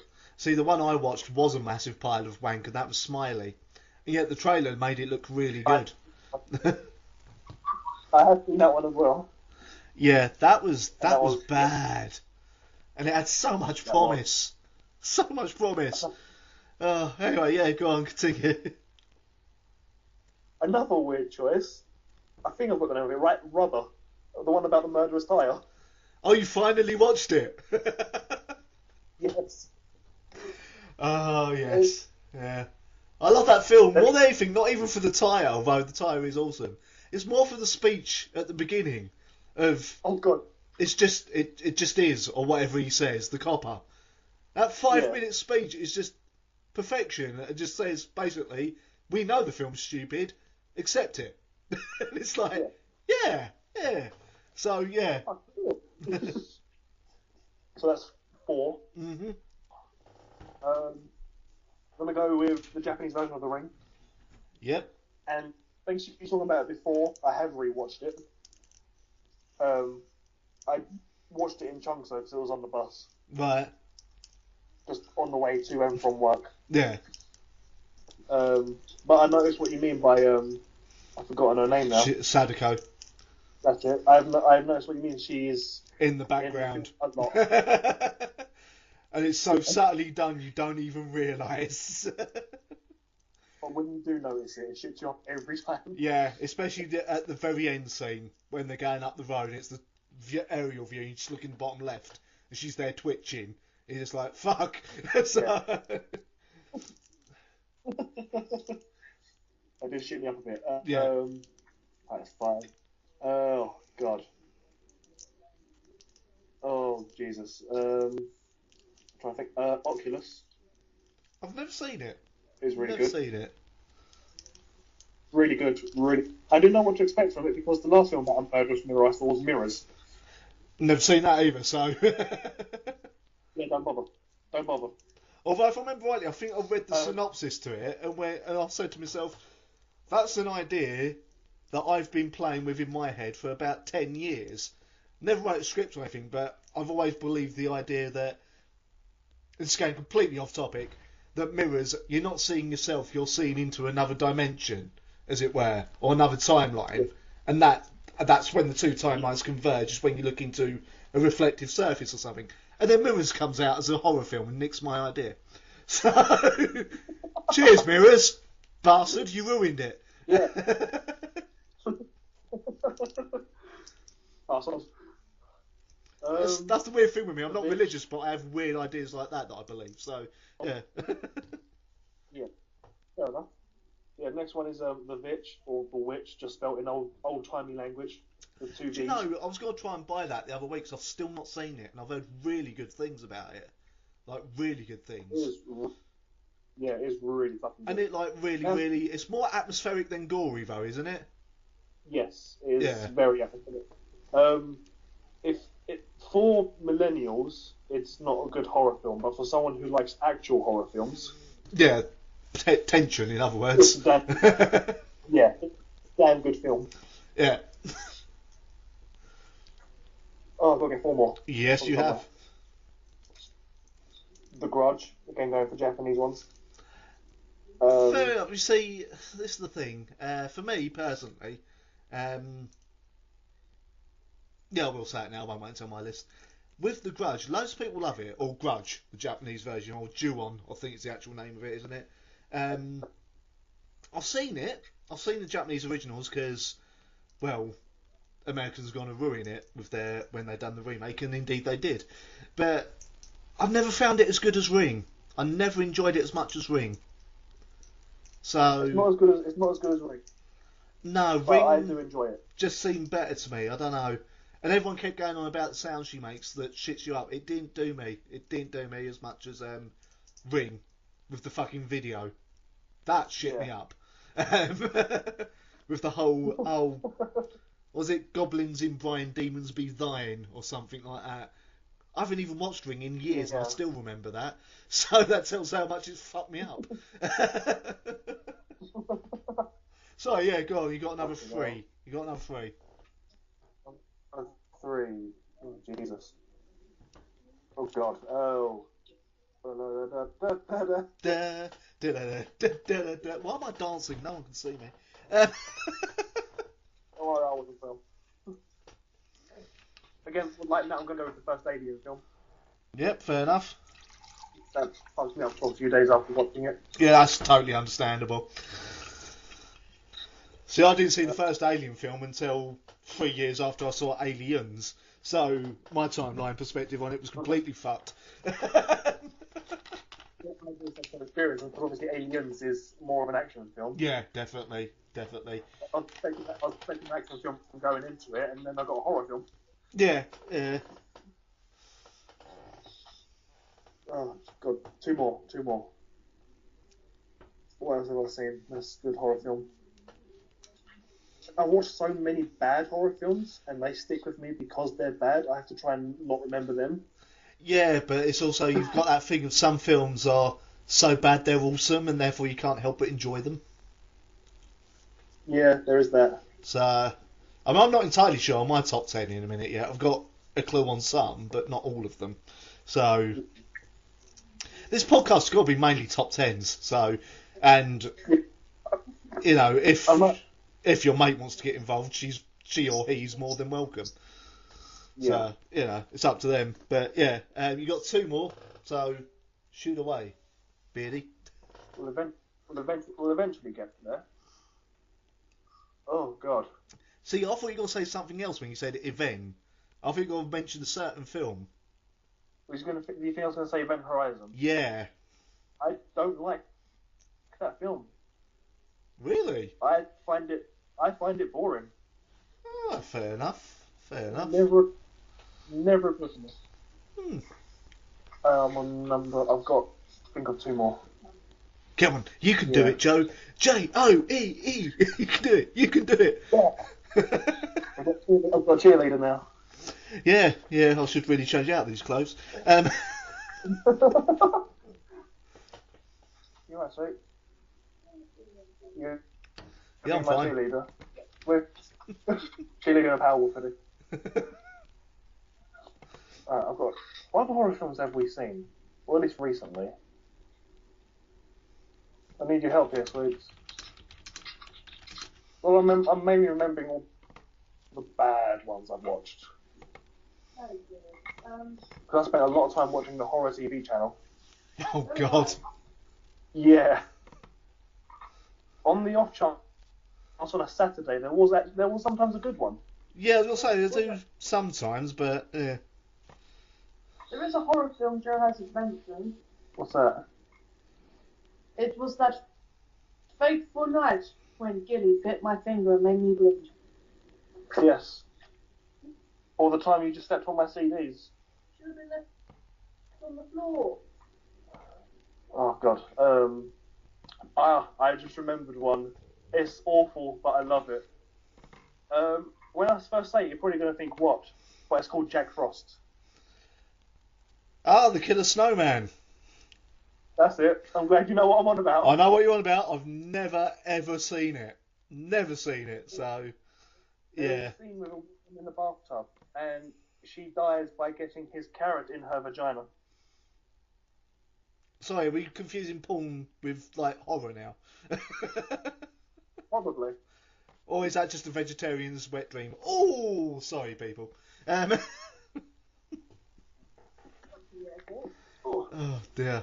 You got one more then. One more. One more. How about that horse film and similar? That's not a horror film. Oh, By the way- again, consistent porno. By the way, Oh. hello, Joe and Natalie's friend. oh no, my friend isn't here yet. Ah. Like she was really close, but she's like half hour away still. Oh, Christ's sake. I thought she was at the station waiting for you. Oh, Oh, so I'm just gonna mention a bad one because it just popped out and it made me smile. You It's popped called out. Samurai. Ugh. The film just stood out for a second and it Yeah. made me smile. So I'm gonna go with this one, Samurai Zombie. Sounds It's, intriguing. Is it Japanese? It's Japanese. Yeah. I can't decide if it's a spoof or not. It's not the one where there's a massive, like, giant Muppet-faced thing at the end of it, is there? No. Right, that's something else I own then. Yeah. That I literally bought on the strength of the trailer and then watched it, and it was even more strange than the trailer made it out to be. And I can't remember what it was called. Oh, God, right. I suppose I better do I'm gonna see mine. you watch Samurai Zombie one day. There's no way to explain it. It's If you want what might be one of the most impressively depressing zombie films ever, like, I can't tell whether it's good or bad, but it is really depressing. There's a British film called, I think it was called iZombie, that I watched years and years ago. I was still in college, so it's got to be in the 90s. And my mate bought it. And literally, it's an hour and a half. If at the beginning this guy gets bitten by a zombie, he locks himself away in his flat, and it's just him, day by day, week by week, slowly deteriorating into a zombie. fucking hell. And it is really goddamn depressing. We were expecting some, like, fun times, low budget horror film. No, it's like a cure to happiness. You know, it's that bad. It's amazing how depressing it is. It's like, you know, when like shoot yourself and then someone says, before you shoot yourself, here's 9 Inch Nails, A Downward Spiral. Listen to this album. I mean, Christ. Oh, anyway, yeah, right. My 10 of my favourite horror films of all time. Well, Go for it. one of the big ones for me, it's not gory, and in a way it is classed as a horror film, but I would probably class it more as a thriller myself, but I'll stick it on this list. The first Halloween, the original. Oh yeah. There is stabbings, Yeah. but there's no gore, No. there's no real horror in it. It's all suspense, and it's so amazingly done that nothing's been able to beat it for me. It is just brilliant. Also, the fact that the mask is a mask of William Shatner painted white is awesome. So I never knew that. yeah, it's a William Shatner Halloween mask that they painted white that Michael Myers wears in every film. That's brilliant. I also So- somehow forgot about Halloween. I don't know. Well, I I think they're rebooting it next year, if I remember rightly, and I'm not looking forward to that. We've done reboots. I'm going to put the entire Hellraiser series, except for number 9, on here as one entry, because Pinhead is he's my son, bro, to use Dark Souls speak. It's just something. For me, Hellraiser, at the time I'd been watching a lot of horror films, and a lot of them were the usual sort of just go through the motions, stab people, and that's all good. But when that's all you're seeing, it gets boring. Then I watched Hellraiser, and it was something completely different, a completely original vision of what hell is. The Cenobites, obviously supposed to be devils, demons, but Satan was now called Leviathan, and the cold puzzle cube that I still want one of, even though it will mentally scar me for life if I ever touch it. And that's one of the... In fact, Hellraiser is involved in one of the freakiest things I've ever had happen to me. I'd finished watching the first one for about the 9 billionth time about 10 years ago. No one else was in the house as far as I was aware. So I had my light off, TV on, watched that. Film ended. I was still using VHS, DVDs hadn't come out at the time, that's how long ago this was. Film ends. Right. I stop the video. Under my door, fucking light comes on from the hallway. Oh shit. Yeah, I had white trousers on that day. They weren't white for long. And so I had my mum and dad. I was like, oh, you fuckers of all the timing. So, yes, yeah.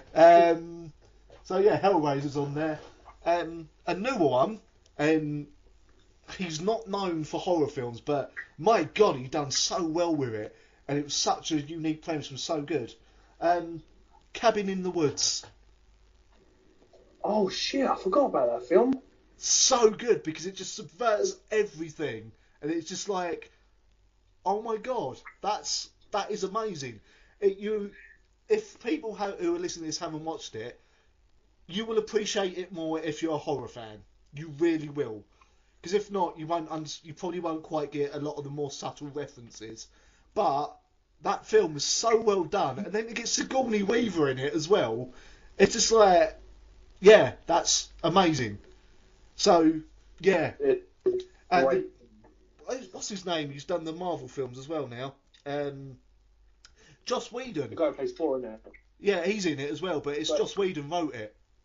Who's done Marvel films, done Buffy, done this. So he's not known for horror at all. And then he come out with Cabin in the Woods, and it's like, wow, he's nailed this. So yeah, that's in there. Evil Dead trilogy. Yeah. Why was this not on your list? Anyway, yeah, that I need no explanation for that. If you've not seen the Evil Dead trilogy, or at least one of those films, something's wrong with you. Going off on a tangent. Did you ever watch the remake? Yeah, the remake as well. You know what? I will include the remake in that, because the remake was surprisingly fantastic. I was worried when I saw that coming out, and then my dad took me to see it. I was like, they've done that well. They have done that well. Haven't seen the TV series yet. No, neither have I. That's supposed to be pretty good. Yeah, that's supposed to be brilliant, apparently. I'll agree with you on that, on Nightmare on Elm Street 1. Well, you, obviously. I don't think Natalie put it in her list. No. What else is there? I just saw something then. I'm looking at my list now of DVDs. I just saw something. Obscure one. Very obscure, because not many people even know about this series of films. I may not have seen it. It is a horror comedy. House. Never seen it. No, because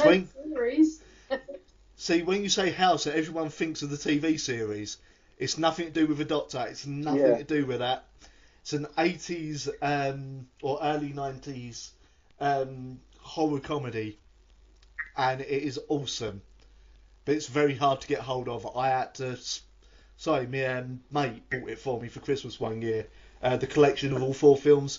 It set her back about 20 quid. So, because it's so difficult to bloody find it. Well, she'd done that, and I went and see X next week. It was in there for a tenner. Typical. Another slightly obscure one. I'm going to put the Phantasm trilogy in there. I've not seen that either, actually. It's hard to describe. They're a bit sci-fi, a little bit silly in a way, but I think that's just because they haven't aged fantastically well, and a bit horror-y. Right. So yeah, I've got 3 more, haven't I? Ring. I've got to agree with you on Ring. Ring is awesome. Probably the best Japanese horror film I've ever seen. Horror films. Dear. Oh God. My mind's dried up on horror films. This is not good. I've seen so many of them. Good and absolutely terrible. Funny, I thought of another one. Sorry? I just thought of another one I forgot to mention. Go on. Christine. What, the original one? Is that the The Stephen King book one? Yeah, the original, the Man. car that's alive. Christ, I haven't seen that film in years. I've got it on DVD, or I should do. Yeah, I should own that. I remember that being really quite good. I completely forgot. Yeah, I completely forgot that existed. Christine. Yeah. Yeah, good shout. Good shout on that, Nat. Good shout on that. Did you just high five each other? No, I was giving that a round of applause. Yeah.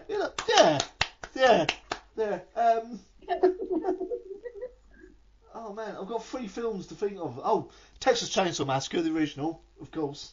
2 more films. 2 more, yeah, 2 more. I don't know what that sound was. Just think. I just thought of another one that I forgot about. See, I thought 28 Days Later. That's the first one, isn't it? Yeah. First one of the trilogy that he's still not finished. Yeah. Yeah.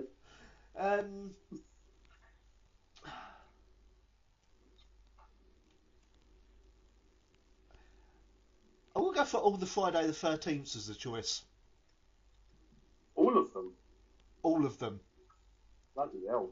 I don't care how cheesy they got, because Halloween went that way as well.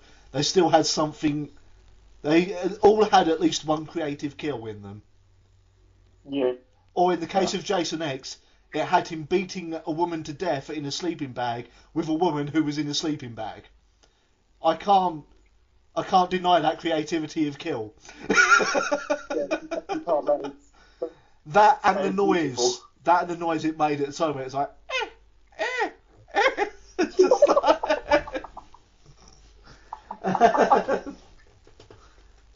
Oh. That's gone to meet our friend. Oh, fair enough. Yeah. Oh, I've got a kind of half and half for my last entry because they're both good films, but Right. not quite deserving of a full slot by themselves. So I'll go with The Collector, which was really good, and 2001 Maniacs. I've not heard of either of them. Right, The Collector is a film of someone who literally collects people's skin, if I remember rightly. It did have a sequel called The Collection, which I've not watched yet. And 2001 Maniacs is college kids end up in a town full of rednecks. And the mayor of the rednecks is played by the guy who plays the original Freddy Krueger. Oh, shit. And it's gory, but it's awesome. And if you are a fan of gore and films that don't take themselves too seriously, see it. I think you'll enjoy it. I honestly do. Because someone actually gets forced to drink. Yeah, someone gets forced to drink acid, and you see it burn through them. Oh, yeah. So yeah, it's done. I can't remember who the director was now. We'll have to look it up. He's quite a semi-famous director. There was a sequel, but I don't think it was that good. Is it? Eli Roth. If you've heard of him, yeah, he's in it as well, but he also helped produce it. So yeah, definitely worth seeing. And the sequel's called Field of Screams, but don't think I've ever seen it. So yes, yeah.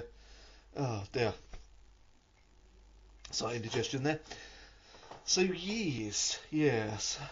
But Right. Back to music news. The System of a Down new album that everyone's been waiting for 2 years. And about Serge Tankian saying he's done with vocals. That's the one. Do you want to lead the right way on this one? Go on. All I've seen is the article, the headline. That's all I've seen, and I thought, right, so we're not getting the System of a Down now.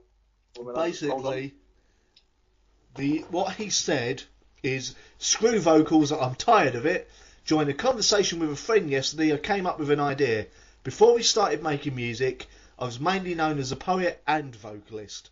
I wrote poetry every day, and it was what I did constantly, what made me release 2 poetry books. In fact, I came to music from words. I wrote so many lyrics that it stopped to be interesting. Not because there's nothing I want to talk or sing about. Sure, there are topics I don't want to write lyrics to, but at least I can pull out some new emotions out of it. Poetry is always something that opens yourself up and supports self-determination. I just did it for too long. Now I'm more interested in writing instrumental pieces of music. Now, fair enough, System did sort of stop making music years ago, but at the same time, Serge didn't. He has had a string of solo albums, so he's not stopped being a vocalist. He's ended up doing guest vocals on stuff like, I think it was on a Tech 9 song. A lot of varied stuff he's done vocals on, and at least he's being honest, you know, as opposed to sort of, really, would you want a System of a Down where 1 or 2 of the members, just their heart ain't into making the album? It just wouldn't come out that well. No, it wouldn't. You know, so I don't know.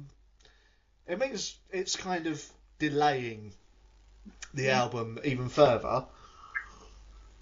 It's going to be as elusive as the new Tool album. Well, it already is. Well, the new Tool album they've now said is definitely coming next year. Which is funny, because I remember in 2016 them saying it was definitely coming out next year. So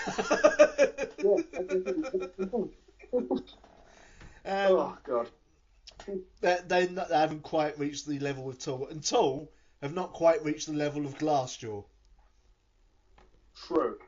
Yet. They're getting there. Tool people have only had to wait 11 years, or coming up to 11 years. Glassjaw, although it is supposedly coming out later this month, we have been waiting 15 years for this 3rd album. 15 years. Shit. You Tool fans know nothing. And I'm talking to myself there because I am a Tool fan. But still. 15 years, Christ. Oh, Morbid Angel released a new album, and I've heard none of it. So, have you? What's that? Morbid Angel released a new album. I completely forgot they did. I thought everyone gave up on them after the last album. Yeah. That's probably why I forgot about it. Yeah, I've never been a Morbid Angel fan anyway. So, I was wondering if you had heard it yourself or any of it. So, I thought I'd bring that up. From first to last, have recorded a new song with Skrillex back on vocals. Right. So, don't know what's happening with his dubstep career. Maybe he's sort of giving it a break for now. Because dubstep does seem to have disappeared, I've noticed. I was thinking that as soon as you make this, I was like, wait, is dubstep still a thing? It's definitely still a thing, but it's not as big as it was, I don't think. It just had like a mini burst for a couple of years. Yeah, basically. It's a bit like when nu metal had its sort of height of popularity between 1999 to 2002, and then disappeared back underground. Yeah. Ah, dear. Oh, I don't know. Oh, and Baby Metal apparently done a couple of gigs last week with only 2 of them. Right. Where's the 3rd one? The oldest one is now 18, so you're now not so pervy for fancying one of them. Everyone who's listening to this. Let's have a look. I don't know. I think she may have been ill or something. It doesn't. I don't think it really gives a reason. In time, I did consider cancelling performance. However, it was Yui Metal's strong desire to not cancel the performance for the fans who were waiting. So they still went. They had long discussions. Still went ahead with it with just the two of them. So fair play to them, because I've known bands who have like cancelled gigs for less than that. So yeah. Yeah. Dear. I don't think she's quit. Doesn't look like it. Right. So I don't know. Yeah. They've probably got a third album out soon, I imagine. Probably, yeah. What else has been happening? Trying to find out. Oh God, what's this? Dave Mustaine apparently only played the Big Four show in 2011 because Metallica's manager called him a pussy. Oh God, good lord, good lord. I mean, I love Dave Mustaine, I really do, but really, he's in a better band than Metallica. He's got to stop this Metallica, like letting Metallica wind him up. He really has. Dave, if you by some random chance listen to this, dude, you are so much better than Metallica and always have been. So just don't. Just let it happen. Just go. Leave them to it. Let them make more shitty albums like St. Anger and whatever else. Oh dear.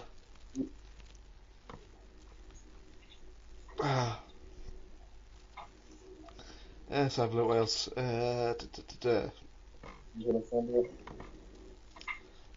Oh, your Metal Injection as well. Yeah.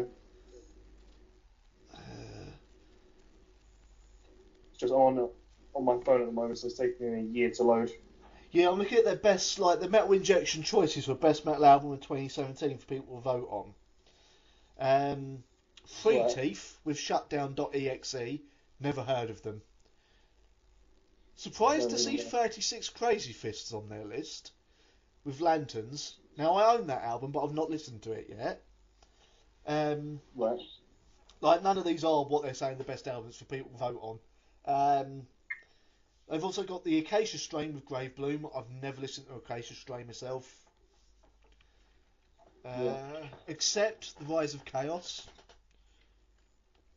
I've not listened to that album yet, actually. Yeah, I didn't even know Accept was still going. Yeah, I saw him earlier this year supporting Sabaton. Oh, fair enough. It's a bit weird. Akakoka with Renatus and Extremis. Glad to see that on there. Big Akakoka fan. That was a fucking album. Ailstorm, No Grave But the Seas on here. Good. I'll pick out the ones that I've heard of actually because it will take ages to go through them all. Arch Enemy, Will to Power, very good album. Very good album. Very good album. Belphegor Totem Ritual. Now, I've listened to that. I own it. It got really boring for me.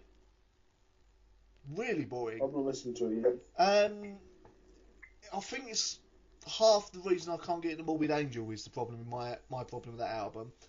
Because half the reason I can't get into Morbid Angel is the production always seems bloody awful to me. And like all the heavy hitting riffs just doesn't seem as punchy as they should be. But the other problem I've got with Morbid Angel is 90%, well, yeah, all of their albums, apart from the one album of Morbid Angel I really like, which is their first album, Altars of Madness. That is an awesome album. Everything after that, every song is just like plodding along half speed thing. Yeah. And that just gets boring. And that's how I found Belphegor's newest album, Total Ritual, myself. So, not a fan of that one. Cannabis Corpse Left Hand Passes on here. That's actually a really good album. I know, I was shocked by that one. I listened to it thinking, oh god, what's this going to be like? Have you never listened to Cannabis Corpse before? No. Oh man, honestly, if you liked Left Hand Pass, listen to their last few albums as well. They might come off as a comedy metal band, but they're not. They're really, really bloody good. In fact, they've actually surpassed Cannibal Corpse on a few songs before for me. So, talking of Cannibal Corpse, they're on this list with Red Before Black. Fair enough. First down, Cannibal Corpse I've really enjoyed for a while. Cavalera Conspiracy, Psychosis, really good album. Really good. What to listen to? Really early Sepultura.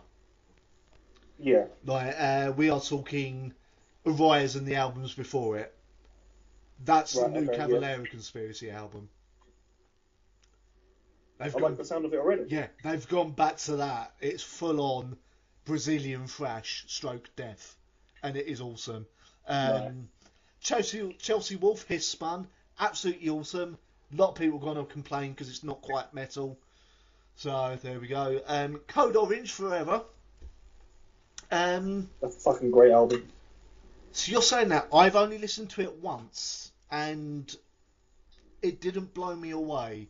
So I have a feeling it's got to grow on me. Right, fair enough. And the song they use for WWE sticks out like a sore thumb. It does. Really. The rest of it's shouting, and then you get to Bleeding in the Blood. It's like, oh wow, this is your obvious single. Yeah. Cradle of Filth, Cryptoriana, pretty good album. Not quite as good as Hammer of the Gods. Not as good as Hammer of the Gods. I forgot that. Yeah, it did. I think that was my problem. Some of the songs just kind of happened. Yeah. So, Dead Cross with Dead Cross, I have listened to that. I now own it. Not bad. If you liked Code Orange, man, you'll probably like that if you've not listened to it. Yeah, I've listened to Dead Cross. Yeah. Decapitated Anti-Cult. Now, ignoring what's going on with Decapitated at the moment, the whole prison thing, it's not a bad album. Not a bad album. Just a shame what else is going on. Surprisingly, Metal Injection have put Dragon Force on here. Oh, fair enough. An album that I've had. I've had that album for months. I've still not listened to it. How bad am I? Dying. Get around to listen to it. It's actually really good. I know. Trust me, I'm trying to get through them all. Dying Fetus, wrong one to fuck with. Good album, but a bit too long for a death metal album. Is my assessment of that. Right. Elvati, Evocation 2. Now, the last time I listened to this, me and you were drinking whiskey while playing Cards Against Humanity. Yeah. And I got to hear that album about 10 times that night. Because we just kept pressing play on it because we couldn't want to change the CD. Yeah, basically. And honestly, it was really good as well. I was enjoying it while trying not to bust a gut from laughing at your answers. So,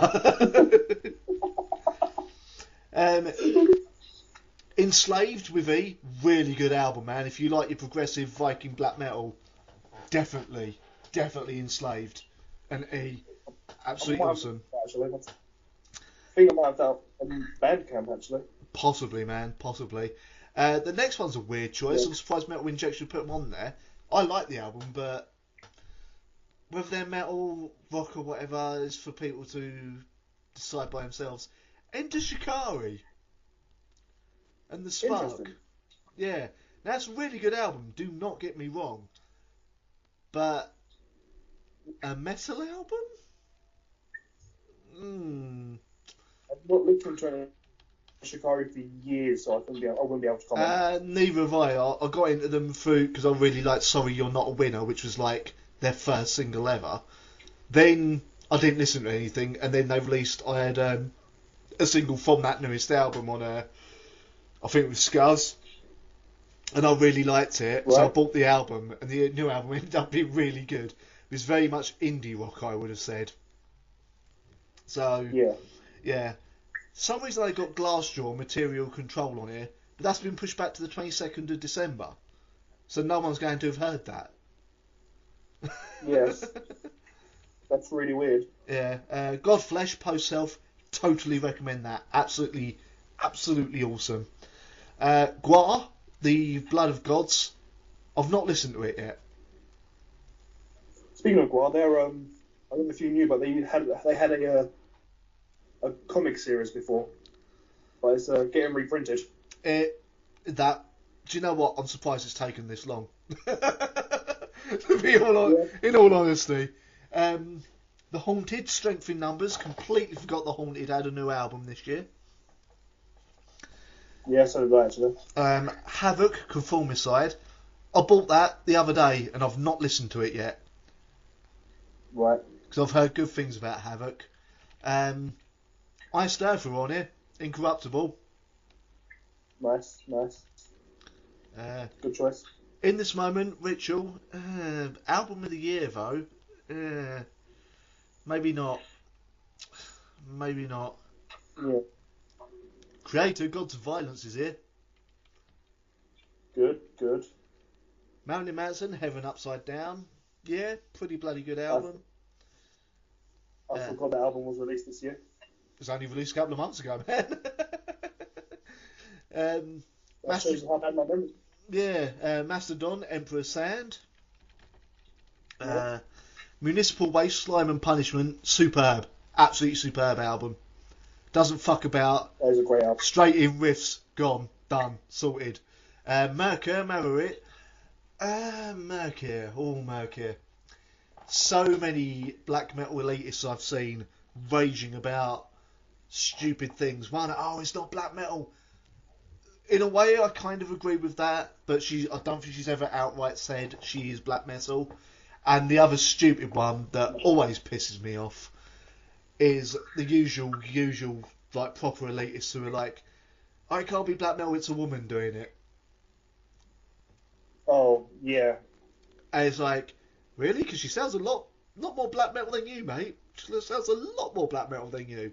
So, fuck off. Yeah. Basically. It is a good album, but I wouldn't say it was black metal anymore. She's got her own sound going on. Oh, bollocks. Yeah, it's got the elements of black metal, but Yeah. it is mixed in with a lot. Yeah, because she stuff. can, unlike a lot of black metal people, apart from Emperor and Enslaved, she can actually sing. Yeah. So, I didn't even realise Oceano had a new album this year. Bugger. I've got to check that out. Overkill, Grinding Wheel. Yep. Fair enough. Prophets of Rage. It's an average album to me. That album, yeah, I wasn't too big of a fan. No, and I was gutted because I thought, Be Real from Cypress Hill doing metal. That's like perfect. And then I listened to it, it's like, wow, you didn't bring your A game to this, did you, Rage Against the Machine, lads? What I am happy to see on here, Sepultura's latest album. Machine Messiah. Honestly, man, I think you'll like it. The new Sepultura, whether you've liked Sepultura since Max left or not, you will like the new album. Because it is... Listen to the new album. Yeah, they have found their own sound again. And it is absolutely awesome. Admittedly, it's a concept album, and the concept has been stolen from Fear Factory. But apart from that...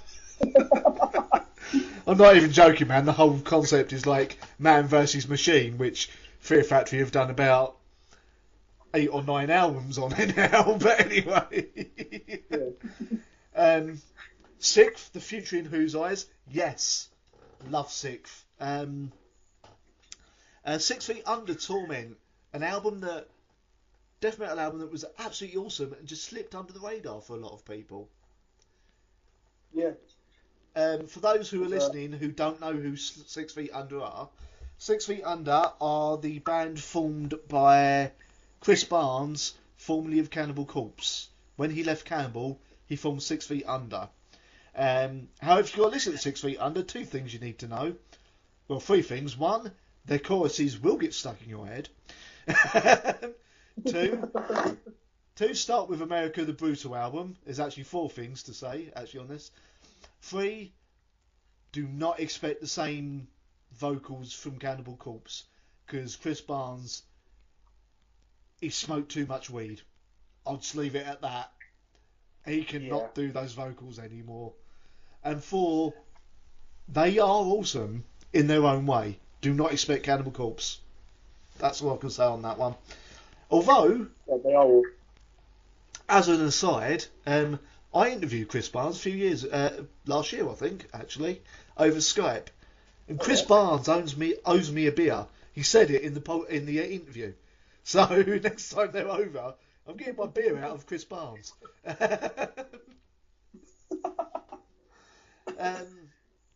Next up is a band actually you've sort of lent to me and recommended to me. Spirit Adrift. Yeah. Curse of Conception. Oh yeah.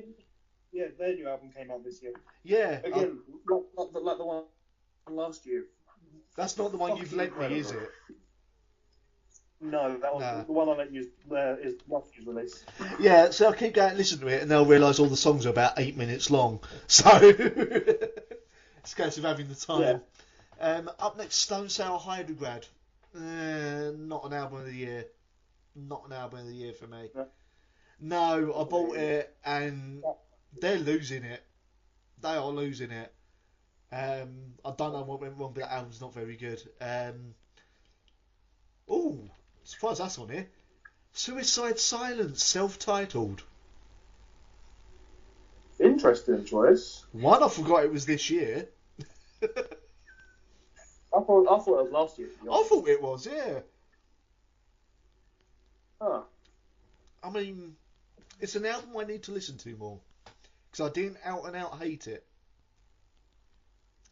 Yeah, it's a grower. Yeah. Maybe if they continue with the clean vocals, probably best to maybe cut down on the listening to Deftones. Yeah, I wish they get rid of Jeff as well, so I'd like to hear more of it. Yeah, but Jeff is all he can hear. Along with a all credit to that bloke from YouTube whose name has gone out of my mind. Oh God, what's his bloody name? Jared Dines. Thank you, Jared Dines. You're our dude. Oh dear. Up next, Trivium, Sin and Sentence. I've got that behind me. Not listened to it yet. What I've heard, I'm 50-50 on, because it sounds like Trivium are going back to their old style, which would be good news for some. For me, I kind of prefer the bloke singing than screaming myself, which is why I really loved Silence in the Snow. I didn't get the whole way through the new Trivium album, just because I haven't had time to go back to it. But yeah, from what I've heard of it, it's not as good as the last album. Nah, see, I've nothing against screaming, obviously, because I listen to death metal, etc.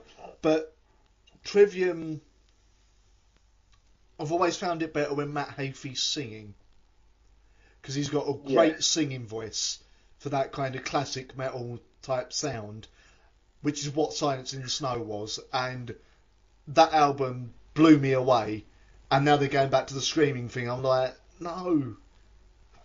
Ignore what your fans are saying. Yeah. Develop the sounds you had on that album, please. Anyway. And finally, out of all the bands I know on here, Wednesday 13 and Condolences. It's an alright album. Album of the Year candidate. Let me put it like this. Wednesday 13 still cannot beat his Fang Bang album. Nothing's come close. Right, so, yeah, Fang Bang's still the album to go to. So, oh dear. Fair enough. Yeah. Just have a look through the old music-y newies. Oh yeah, just well say apologies to everyone for taking so long to get another podcast going, but in the interim, I've had a job that lasted for 3 months. Joe and Natalie, well, Joe's moved in with Natalie for one.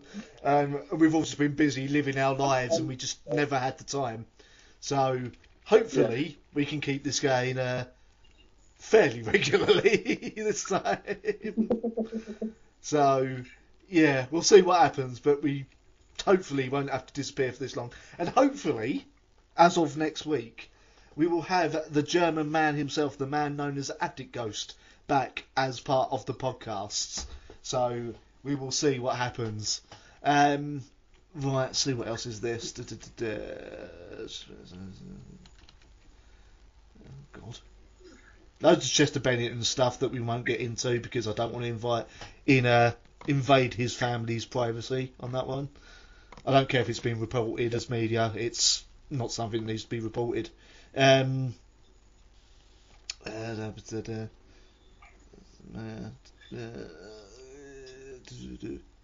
Oh, this was interesting. I don't know if you saw this, man. Carcass guitarist says band has tons of material for a new album. Right. They're gonna start demoing some new stuff soon, and then the new album should be happening. Which is considering how good Surgical Steel was, it's I'm looking forward to it. Yeah. Also, Napalm Death have announced a Rarities and B-Sides album called Coded Smears and More Uncommon Slurs. Yeah, I was literally just reading that. Cornsfieldy, right. Has he actually... Cornsfieldy, right? Has he actually released his solo album yet? I don't know, actually. Nor do I haven't seen anything. No, neither have I. It's definitely not in HMV. Yeah. Oh, yeah, the Limp Bizkit feud. Oh, God. Oh, God. Another one. Well, this time it's Wes Borland. Oh, really? It's Wes Borland having a go at Aaron Lewis of Stained. One, my first thing when I read this earlier is Stained are still going? And two, who the hell is still listening to Stained in 2017? Yeah, there's also that. See, with Limp Bizkit, at least they made a pretty good album a few years ago called Gold Cobra. And you can fight me for that, I don't care. I actually really liked Gold Cobra. Dance the Disco Elephants, I'll be surprised if we see it any time before a new Tool release. But yeah, basically Wes Borland has turned around and said that Aaron Lewis can piss off because Aaron Lewis had a go at him for not remembering that he actually he's part of LA or Florida or something, and not part of LA or some crap like that. I don't know. It's stupid. What can I say? 10 best... Suicidal Tendencies complete work on a new EP. Yeah, see, I've never really listened to Suicidal Tendencies. I know one song, and that's thanks to Guitar Hero. Right. And that is Institutionalized. Was that Suicidal Tendencies? Yeah. Yeah, I know that one song. I have one of their albums, but I've not gone around and listened to it yet. They're kind of a mix between skate punk and thrash, are they not? Yeah. Yeah. See, that sounds good to me. That does sound good to me. But they are really good. Yeah. See, there's a lot of classic sort of bands that I'm only getting into now. I mean, lately, apart from some of the newer stuff I've listened to and the Lounge Kittens, which we'll get onto in a moment, I've been listening to a lot of more classic rock stuff. Yeah. I mean, I listened to the new Alice Cooper album, man, the other week, and what's it it like? Get it, man. Honestly, really goddamn good. Really good. Bloody hell. I'm shocked. The only thing I would say, and this isn't a slight against anyone who's religious or anything, but there's a song on there called Holy Water, and we all know that obviously Alice Cooper is now a devout Christian, etc. It's the first time that he comes over so strongly with it in a song.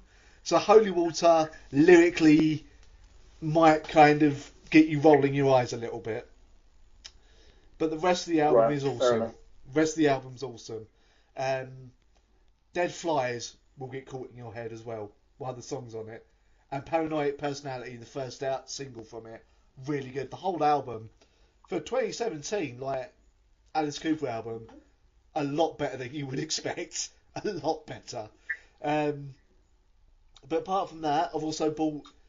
I'm going to sound old when I say this. I will admit this, because I think they were still quite popular when I was growing up. But I've bought a best of ELO. Fucking hell. Shit. Now, the reason I bought it is because when I was growing up, my mum, as we went to school, I remember her playing Mr. Blue Sky a lot in the fucking car. So, of course, in the 2 for 10 deal in HMV the other week, there's a best of, pick it up, first on there, Mr. Blue Sky. I'm like, I'm having that. I couldn't help it, nostalgia got the best of me. Also, it helps with the radio show, but there's that, and a Lynyrd Skynyrd best of, because I don't have any Lynyrd Skynyrd. So I now finally have Sweet Home Alabama and Freebird, which Freebird does not have that whole all-American vibe to me. To me, that is the end of the Devil's Rejects. So...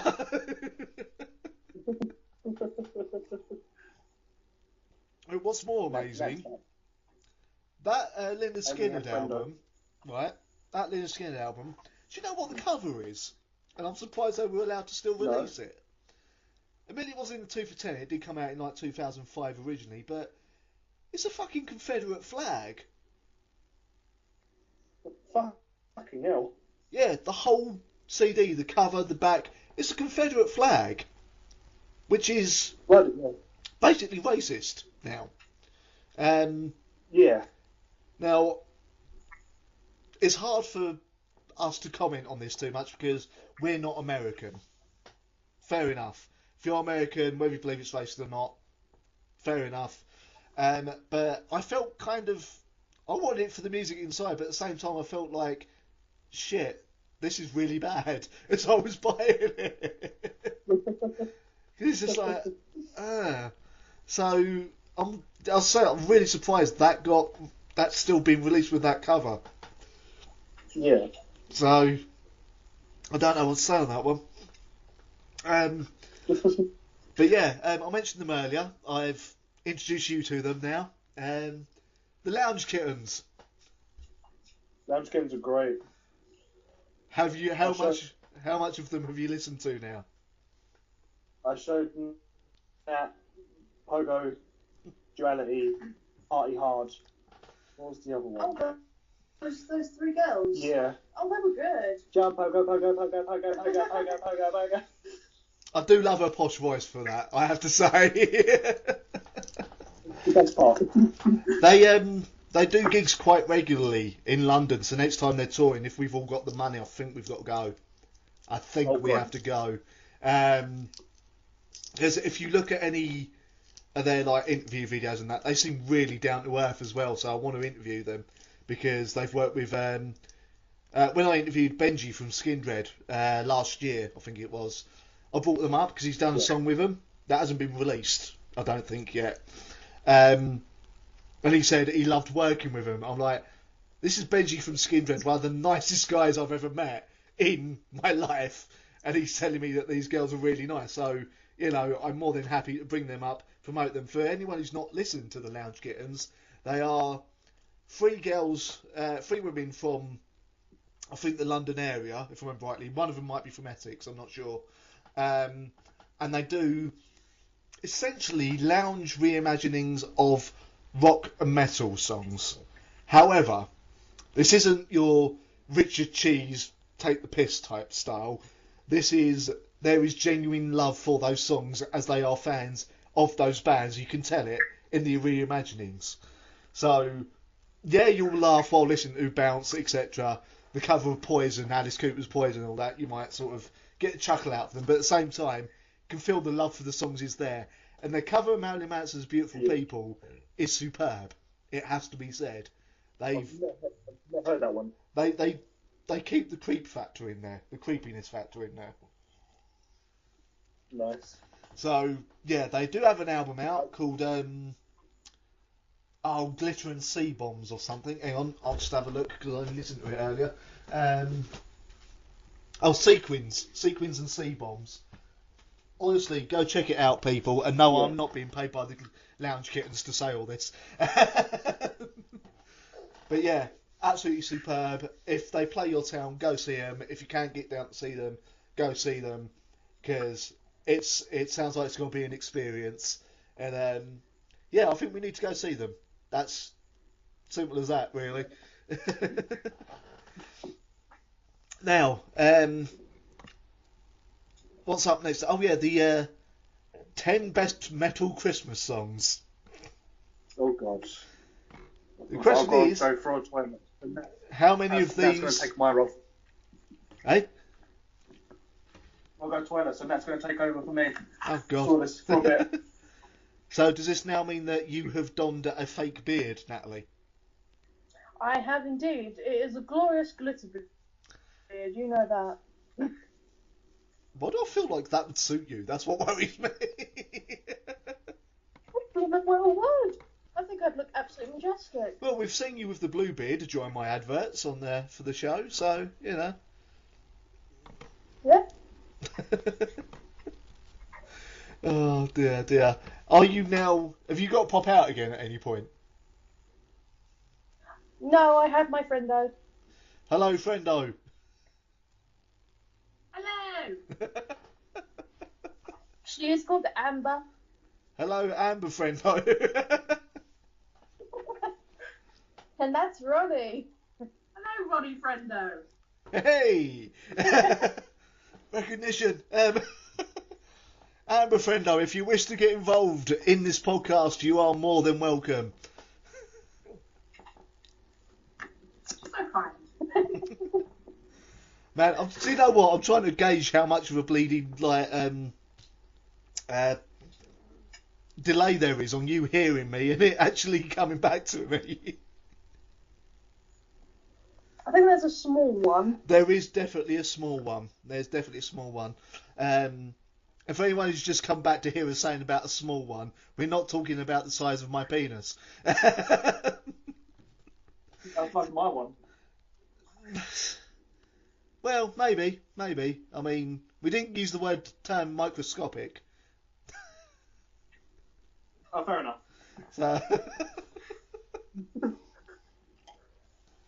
Oh, Joe, you need more rum. I need more rum. Right, here we go then. Oh, quick question. Amber, what kind of music are you into? I honestly, I don't listen to music that much. Right. I'm- Okay, are you into films? I have seen a film or two. Good Lord, this is like talking me other half, this is. And I will explain that. My other half, I think, has seen about 4 films in her life. Doesn't know music that fantastically well. And spends her days reading books and working. So, I'm only asking because I'm trying to work out how to get you involved in the podcast is all. She loves Christmas. Oh dear. Why? Why do you love Christmas? We all have no money. That is a good question, Amber. Tell everyone why you love Christmas. I'm broke for the rest of the year. Now having stews. Fair enough, actually. Yeah, fair enough. Fair play. I don't know what to say to that, really. Oh, dear. I know Amber likes the Muppets a lot. The Muppets? Yeah. Christ. So, really, the best way I could describe how I look to Amber would be, if I still had hair, I would probably look like Beaker. Oh, wonderful. I really wish that wasn't true, but I can't deny the truth here.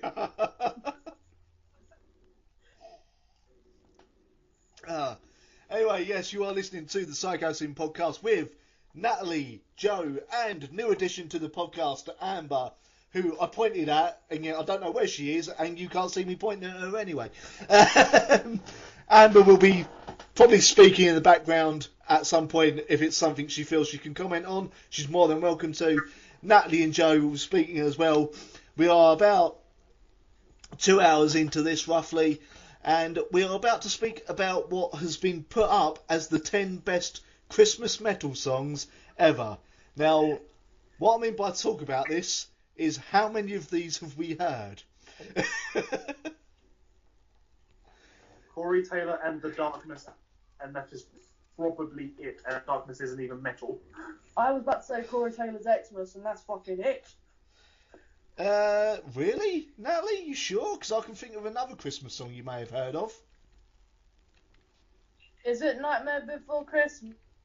No, Is it Korn's version? Yeah, I was thinking of Jingle Balls. Oh, yeah! Ah, you see? Oh.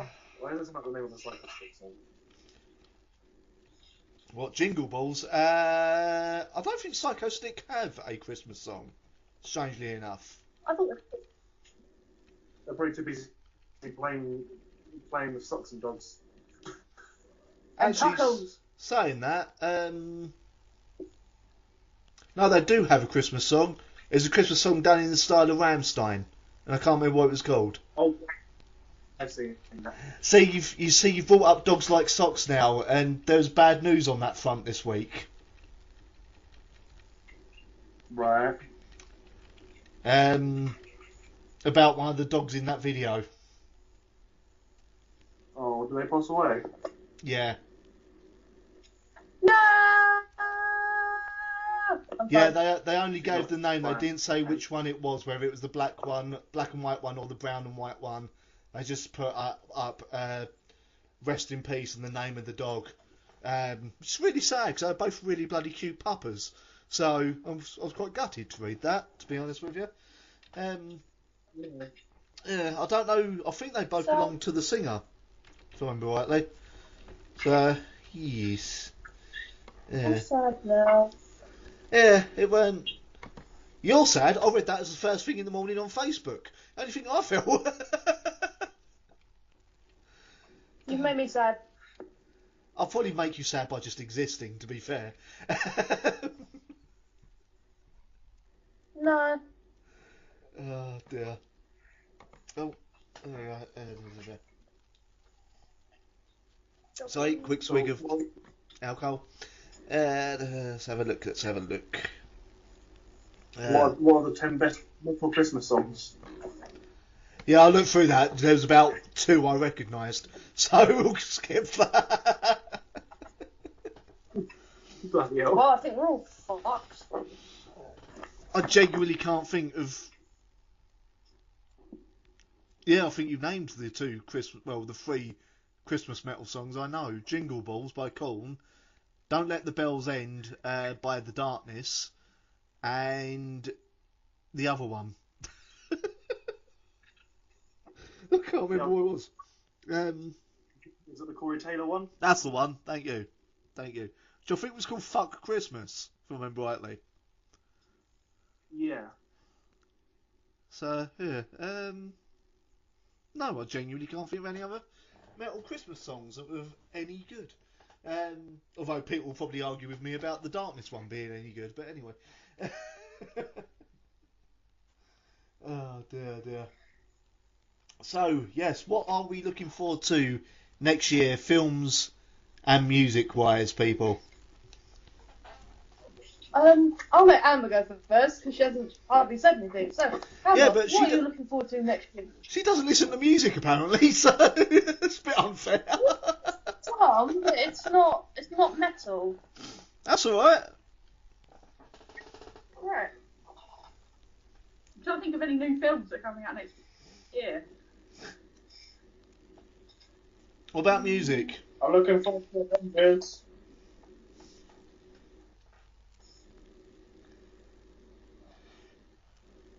I've seen I think the first 2. Avengers. Yeah. They're good. I like the second Captain America, but Fair enough. There's so many. They come out just month after month after month. I can't keep track of all the superhero films now. If it has DC in the title, or well, if it's to do with DC, it's probably worth skipping.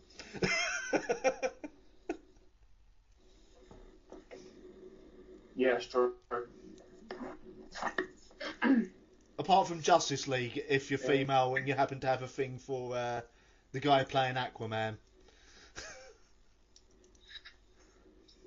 Oh yeah, he is hot. Jason Momoa, that's his name. It's come to me.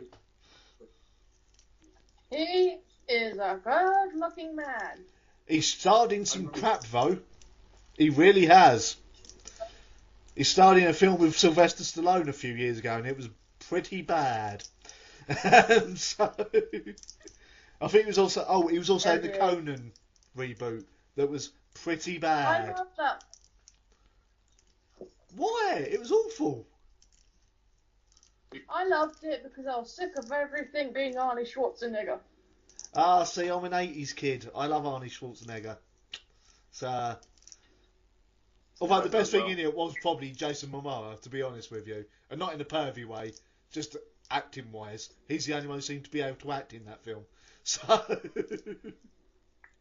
I've heard on him. I bet you bloody do. Now get your phone out of my eye. Oh my god! Sorry. Well, that took a turn. So right, she's going to enact Meat Spin for you soon. You spin. Right round, baby, round, baby, right.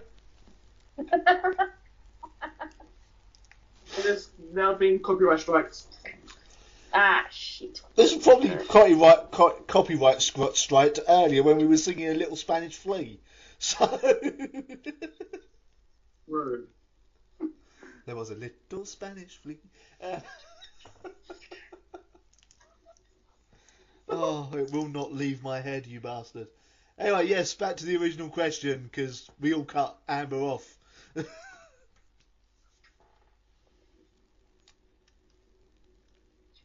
Right. Amber, what are you looking forward to next year? Just an all-round thing. I know there's a film coming out.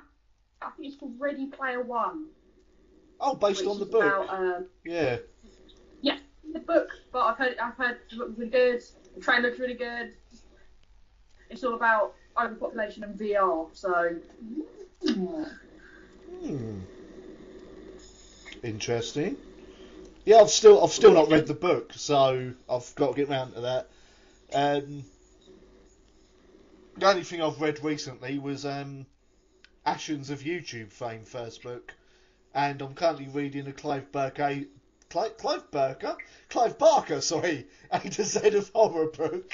Who the fuck is Clive Barker? Sounds like a bit of a book. Oh dear. Sounds like a weatherman. And here we are with Clive Barker to tell you more. Oh dear. And yeah, after I've done that, I'll be reading the second book by Ashens about terrible old games. And I will lend you the first book if you want to read it, Joe. And then I'll probably read through Hitchhiker's Guide again. So there we go. And I blame my girlfriend for getting me back into reading. Bastard. Making me use my eyes and brain for such things. Oh dear. Joe, what are you looking forward to next year? Apart from my bountiful penis. Well, damn, that was going to be all we'll talk about. I warned Dan that you two have got like a bromance going on. Bromance? We're engaged, love. I don't know where you've been. Joe, why did you give him a ring before me? Oh, trust me, I took his ring many times.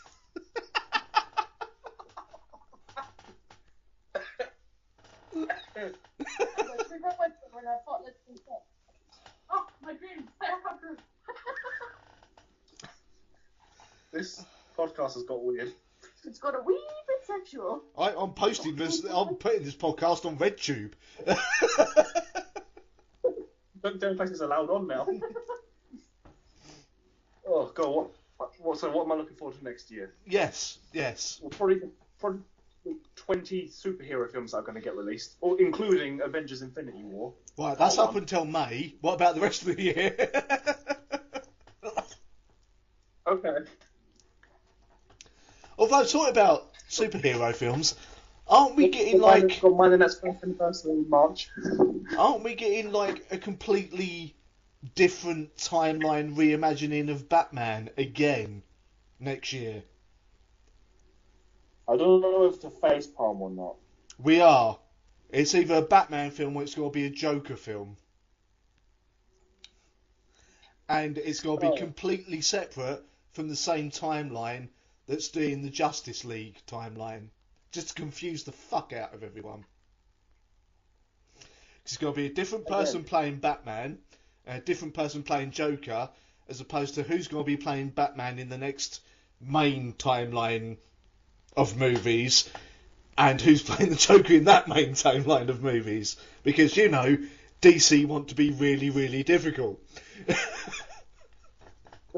Does DC know how stories work? I've seen their films, and no. Simple as that. I mean, the only reason I think DC is still going is because Batman. That's probably it. Wonder Woman may have enjoyed a bit of resurgence, but apart from that, they're probably losing more money from the films than they're making. Yeah. I mean, the other thing I'm looking forward to, because apparently it's actually coming out next year, is the new Tool album, which won't be coming out next year. No. The reason it won't be coming out next year is because it ends in the year ends in an even number. Would you be surprised if that was the excuse, really, at this point? Yeah. They have all the excuses under the sun at the moment. Oh, dear. Thing is, I know that, what's his name, the singer, he really wants to just get on with it. He said many times he's sick of waiting. He just wants to get on with it and get the bloody thing out. So, it's for once not down to probably the most pretentious member of Tool. So, and I do apologise, Amber, this is probably all going completely over your head. That's fine. I'm more than used to it. Is she saying that because she's really short, by the way? She's like a hobbit. She's not as short as her boyfriend. He really is a goblin. A goblin, or is he Gollum? Bit of I'm not both. sure which one. Bit of both. I mean, he does like to smack fish. Beg your pardon. Is that a euphemism for masturbation? I'm just going into my bedroom to slap some fish. I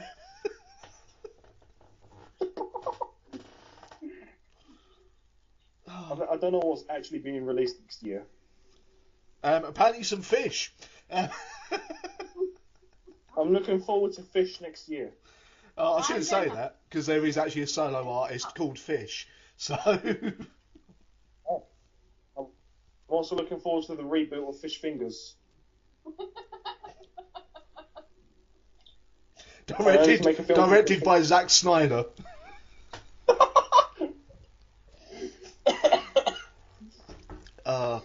Now, next year, films-wise, will probably include another Transformers film with more explosions than acting or Transformers in it. Eventually, they're going to have 3 hours of nothing but explosions. Oh, wait, they already do. I don't know. Thing is, Michael Bay, he's ruined Transformers, but he's getting better at Teenage Mutant Ninja Turtles, which I can't work out. Slowly, but surely. Well, the second film weren't too bad. The first film weren't too bad. Transformers, first film was alright. Second film was pretty good. and then it just went completely downhill. I'm saying the second film is good, ignoring the inherent racism. So there's that, and also Transformers testicles. Yeah. Oh, fuck. I'm just hoping he doesn't get hold of Thundercats, Oh God. which is supposed to be happening. Feel I like know. Snarf. Well, Chitara's supposed to be played by Scarlett Johansson, but I don't know if that's still happening. Right. I don't know who's directing. I feel like he'd make Snarf the main character. What I'm hoping, and really hoping, never happens, that Michael Bay gets his hand on two inherently British properties, because he will ruin them. If he gets his hands on Trapdoor, I will go mental. Right. And if he gets his hands on fucking Danger Mouse, I will find him, and I will kill him. Because I do not trust Danger Mouse in the hands of Michael Bay. No, that would be ruined to shit. That would be 50 Shades of Shit, yes.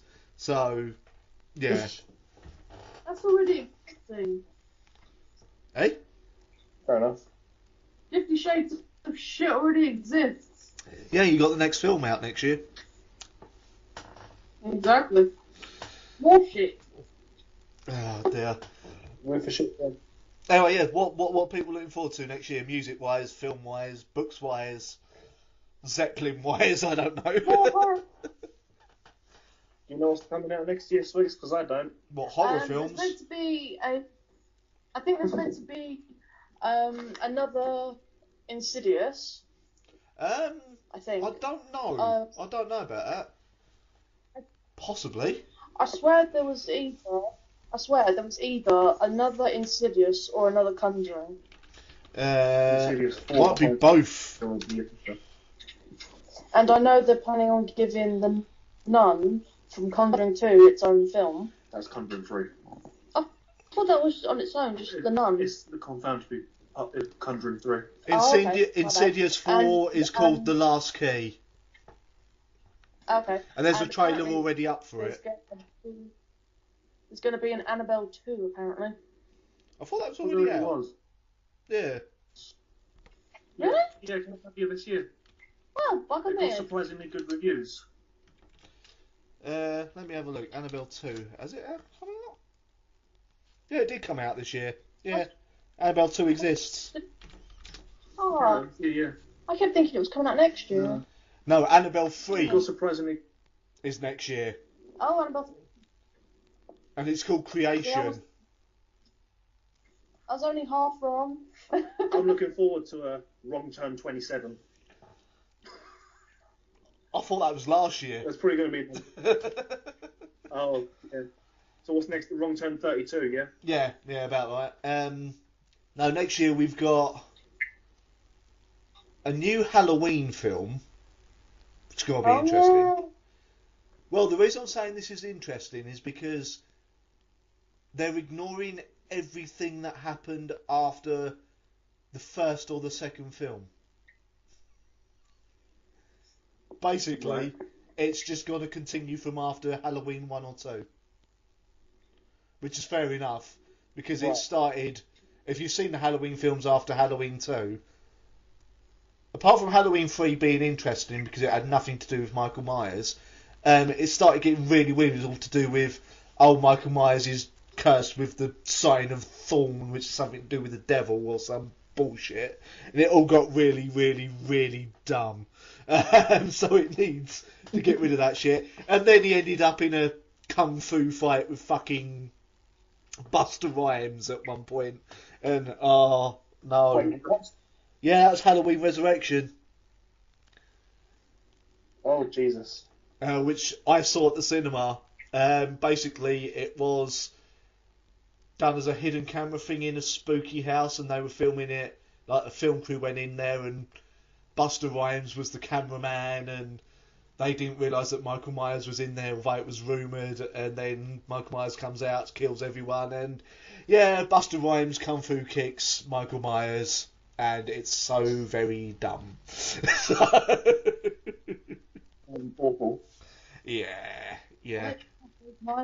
Oh.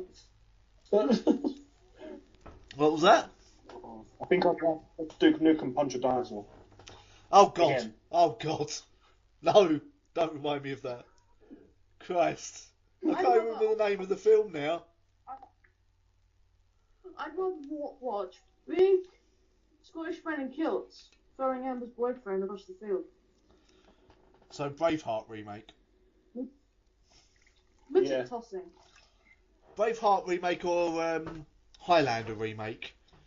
Although, if they remake Highlander, I will literally stab midgets in the face. Hide him in the cupboard like a guy. It's got to have Sean Connery in it if they remake it. It won't have Sean Connery. No, because he's quit acting. But the reason I'm saying it will stab I will stab midgets in the face is because one, you don't touch the first Highlander film, and two, can you imagine what god awful band they will get to re-record the soundtrack that was originally done by Queen? Oh God, yeah. I mean, they've already done a re-recording for one of the later sequels of the the title track by Queen from the first Highlander film, and it sounded awful. Yeah. So really, no, leave Highlander alone. I mean, I'm dubious about Blade Runner 2 because I love Blade Runner because I've not seen Blade Runner 2, and I don't want it to be ruined for me by Blade Runner 2. So I'm very wary of seeing that film. But apparently it's not shit.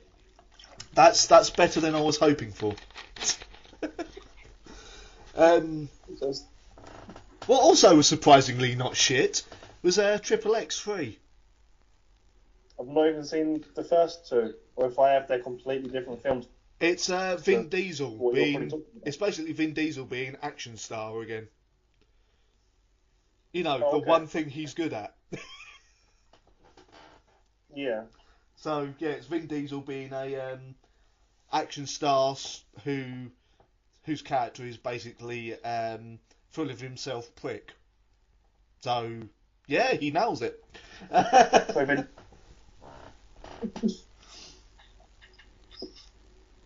Ah, dear. Apparently, in the Predator film. yeah, we're talking, Oh man. What was that? yeah, I was talking about the new Predator film. Yeah, it's a reboot. It is a reboot. I don't know if there's going to be another Alien film yet. I think there's another. What can you call it? Sequel or prequel? Like the story's bit. Oh, it's one about Alien. It's Yeah, still, I think, apparently I imagine it's going to be another prequel that maybe leads into the first Alien film. Because we were almost there with Covenant. Well, the way that Covenant ended was more leading towards Aliens instead of the first one. I don't know. So confused, like the way they put everything. I don't think they quite know what they're doing, to be honest with you. Yeah, they're probably like, let's just wing it. We don't have Sigourney Weaver anymore. Let's just wing it. Yeah, I'm glad they haven't got Sigourney Weaver anymore. She's too old. She's too old to play Ripley anymore. So, yeah.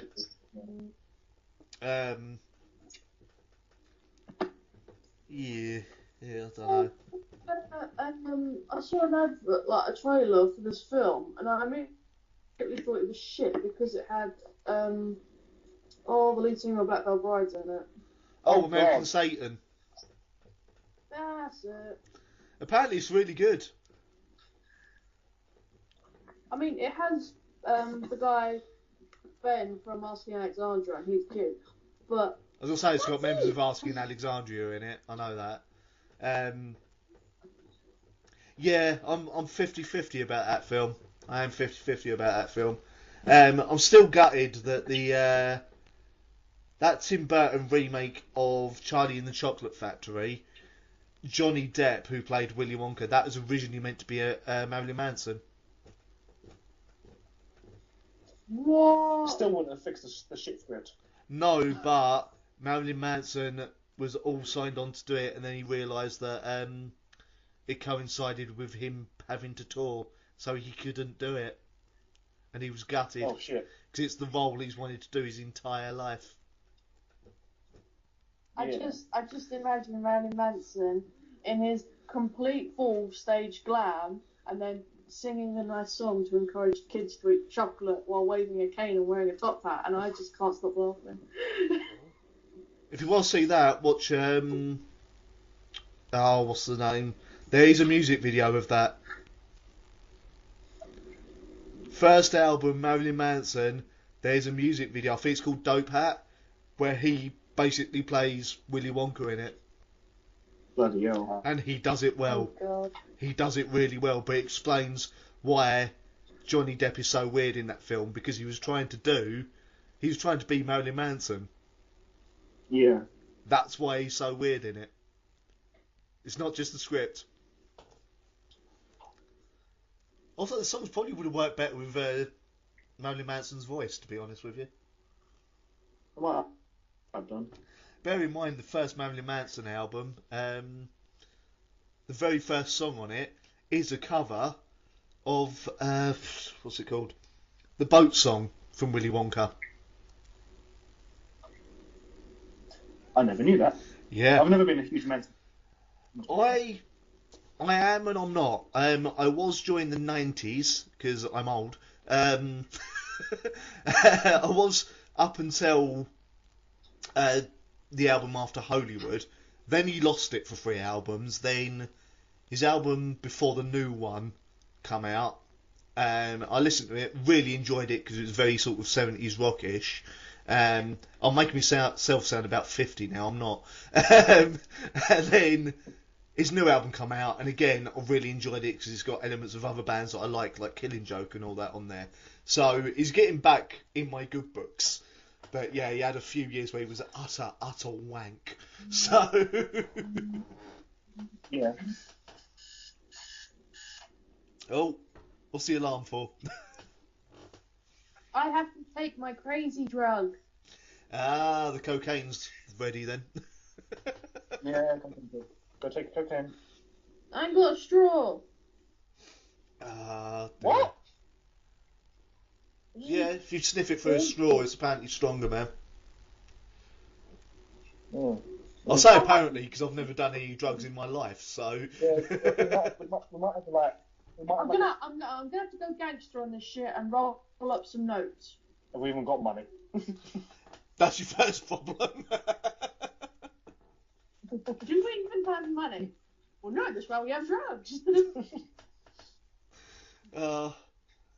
I like that Amber's being suspiciously quiet in the background. I'm ready for. You know what? I think we should have Amber tell us what bands she actually listens to, and maybe some of her favourite songs by them. And then we should also have Amber introduce herself to the listeners so they know who the smeg she is. That might actually be a great idea. Thank you, Schmoogly Dong. That's okay, Splooge Face.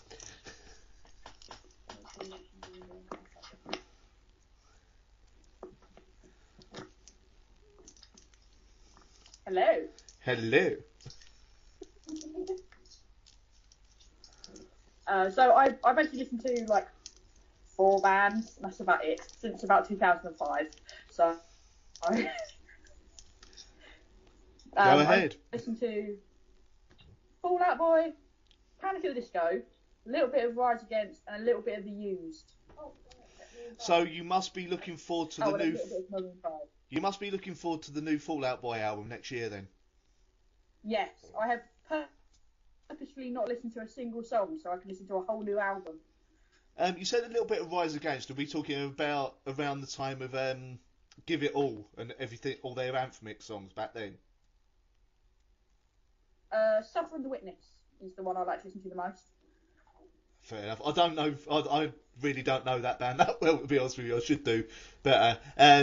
What was the other band? Sorry, it was Fall Out Boy, Rise Against. Oh, The Used. The Used absolutely loved their first album. Love it to bits. Everything after that, wasn't a fan. I have to say. I like sort of little songs of everything. So little pick and mix of the whole band. So Is some of this because you also fancy the singer, just out of interest? Maybe 10 years ago. Well, before he become a drugged out mess. Yeah, fair enough.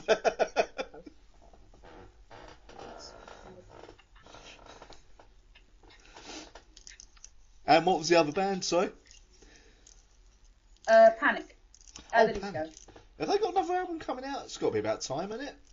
Would have thought. You know what? I think. It's been about Well, the 2 problem is it's years. not banned anymore. It's pretty much one guy. Well, yeah. And Yeah. occasionally he. But yeah, I think it's been about it's got to be 2 years next year since Death of a Bachelor come out. Yeah. Surely. Yeah. I've got to listen to that album again. It's been a while since I've listened to Death of a Bachelor. Although you've probably been cursed now, so that whenever someone says, haven't you ever heard of closing the goddamn door?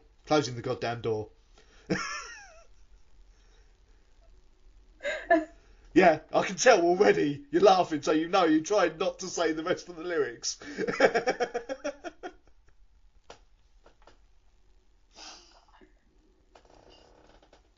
But yeah, I spend 90% of my time listening to the same 4 bands, playing various tabletop role-playing games with Natalie and other friends. That's fair enough. So, do you want to tell the audience a little bit about yourself, as you are new to the podcast, and you're new to me as well, because I've never, ever spoken to you before in my life, so...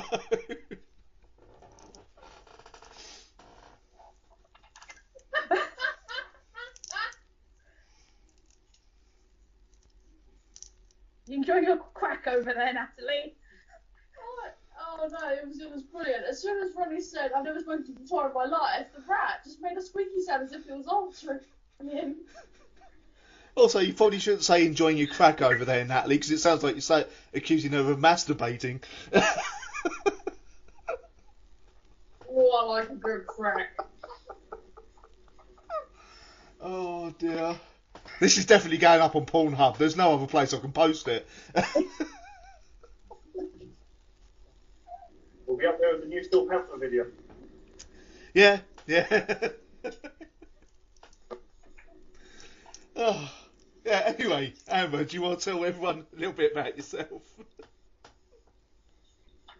Okay. I am 22. Very fashionable age, I'm sure. I spend most of my time running Pathfinder and D&D campaigns. I think I run about 7. And I play in 1. I have a cat. I have 2 Dagoos. Dagoos are amazing. Nobody has them, but they're like tiny chinchillas Right. that are as active as love rats. They're amazing. That's 22. I feel ancient now. All 3 of you have made me feel really ancient. Oh God, I'm the wrong side of 35. Anyway, ladies and gentlemen, that is Amber. She may be joining us on a future podcast, who knows? But hopefully she'll continue joining in on this one as well. I'm going to have more whiskey because I need it after finding that I'm like the oldest person on this podcast by a good 13 or so years. Don't worry, Ronnie, you're only as old as you feel. I'm only as old as the woman I'm feeling. She's 30. Shit.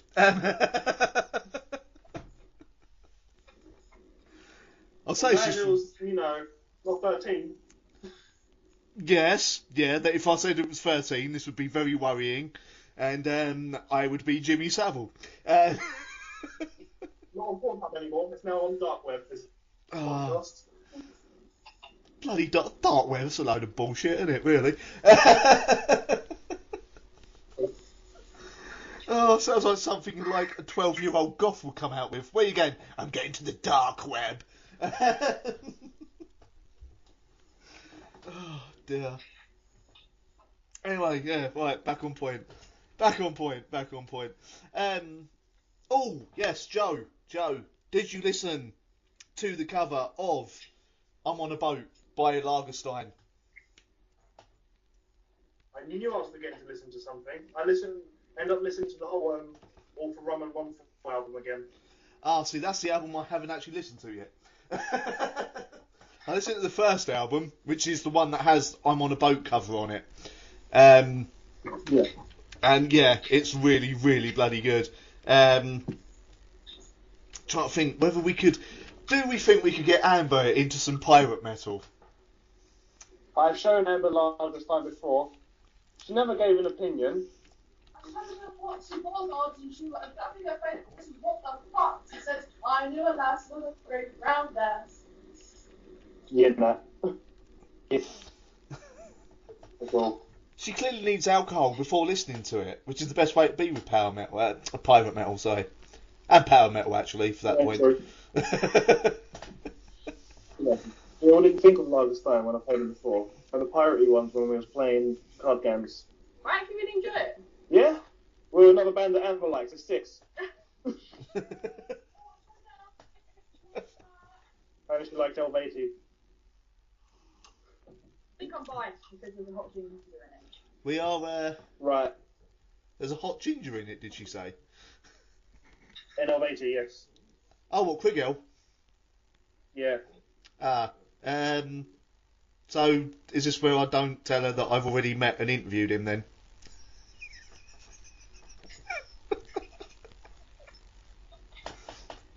She crying. You made her cry. Oh, I thought she was just calling me a cunt. She's swearing. She hasn't said cunt just yet. I can confirm his dreads are indeed real. And he is a very, very nice man indeed. So, yeah, Quiggle, fair enough, fair play, he's a nice bloke. We're an awesome band as well. Although, Joe, we've definitely got to try and get more people into Cellar Darling, not Cellar Dweller. Yes, we do. They need a longer set for the head of the lane. Yeah, bloody 5 songs. What the hell?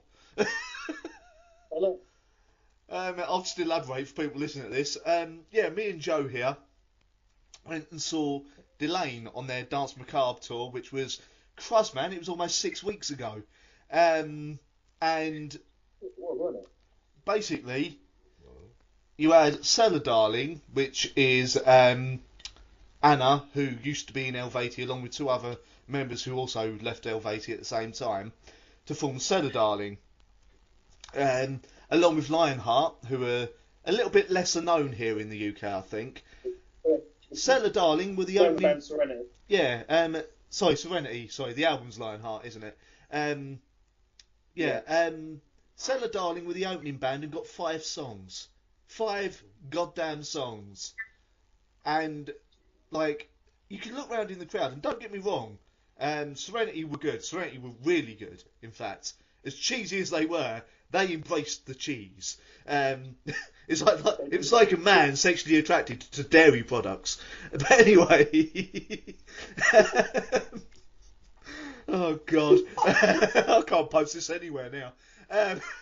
But anyway, you looked round, and literally 90% of that crowd didn't know who Serenity was or what was going on. I think I'll be fair in saying. No. And yet, most of them just stood there flickering like, what? There is a bald man waving a flag, singing with a beautiful voice. And then they looked at the stage and stopped looking at me.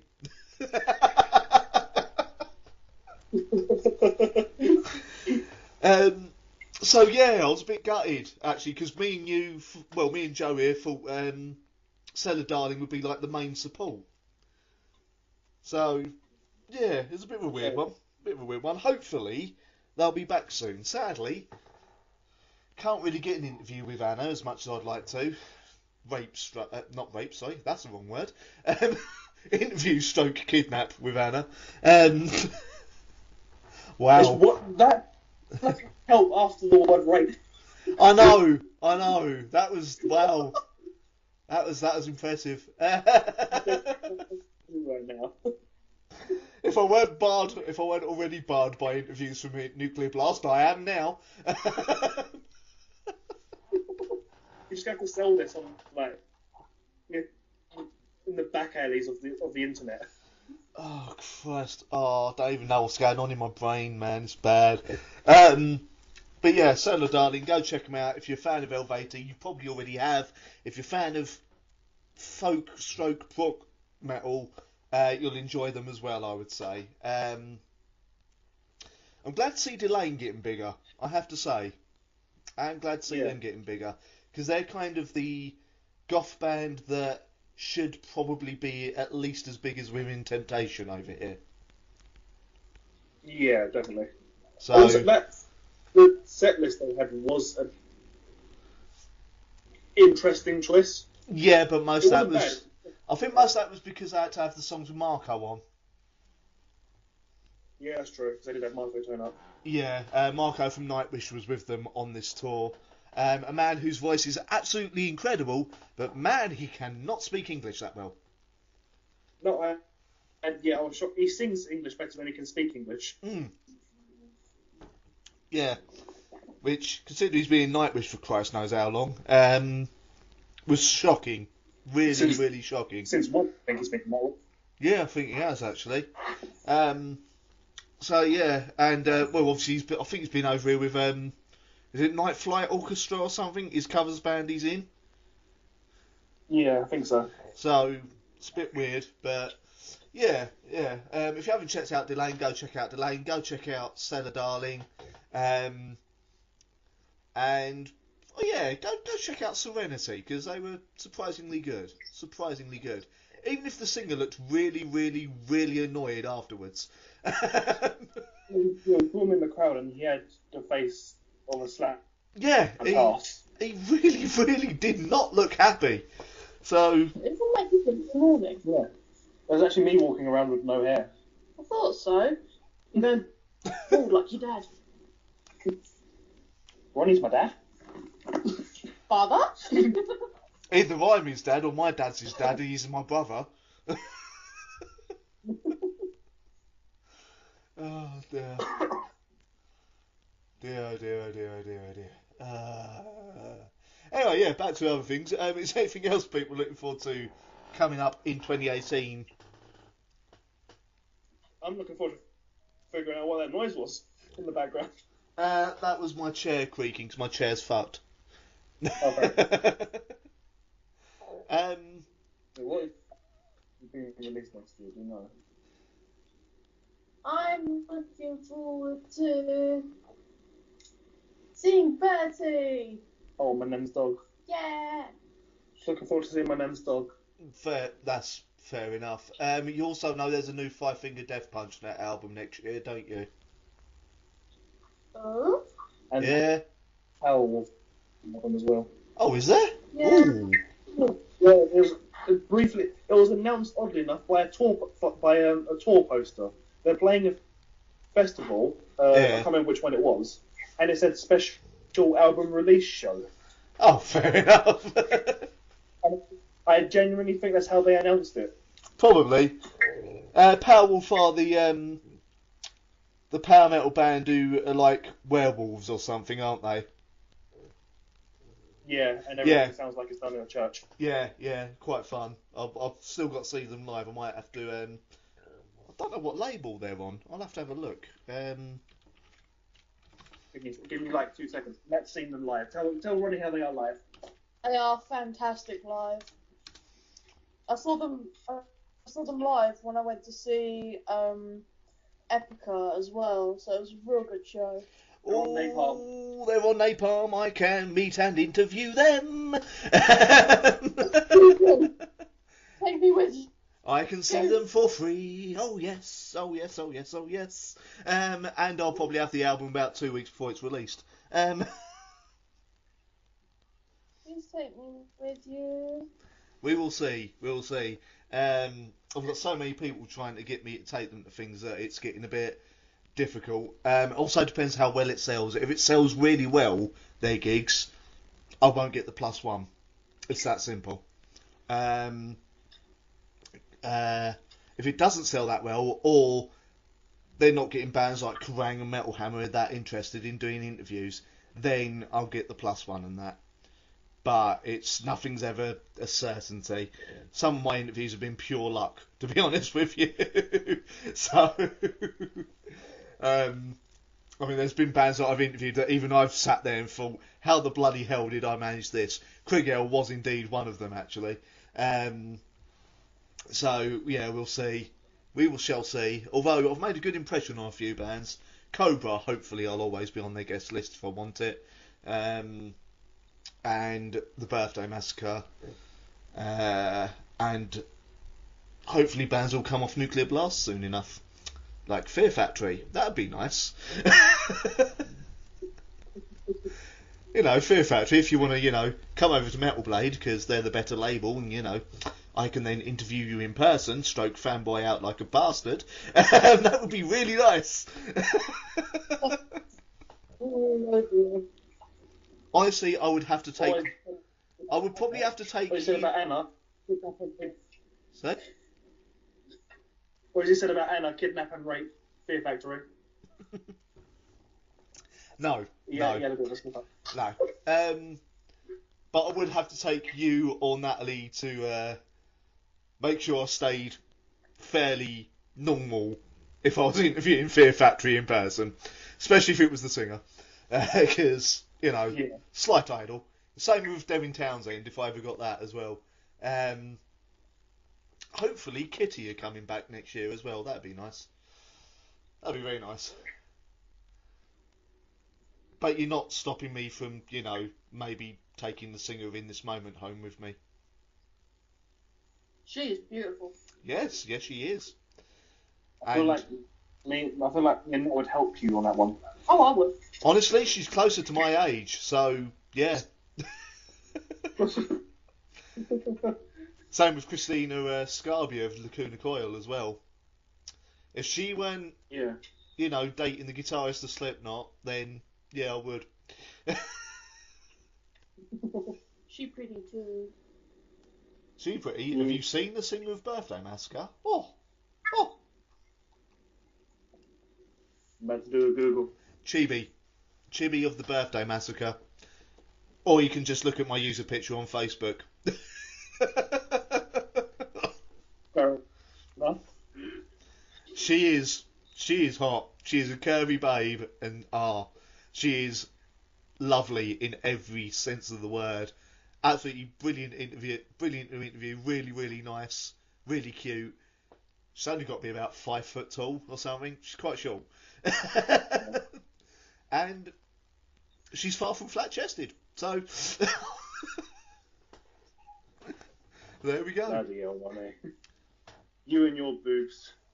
What do you mean, me and my... Oh, no, I have got boobs. You are right. Wow, making myself sound like a real fat bloke. Dear. So I'm still thinking of the singer of Birthday Massacre. Stop that. Although Epica, I believe, not Epica, sorry, Within Temptation have announced a new album for next year, haven't they? Not. Oh, have they? I believe they have. Sharon's got a solo album coming out, and then Within Temptation have already announced dates for September, I believe, next year for the UK, which means a new album. Right. So keep an eye on that one. Epica don't seem to have been here yet for their newest album, I don't think. They're playing next year, aren't they? Oh, are they?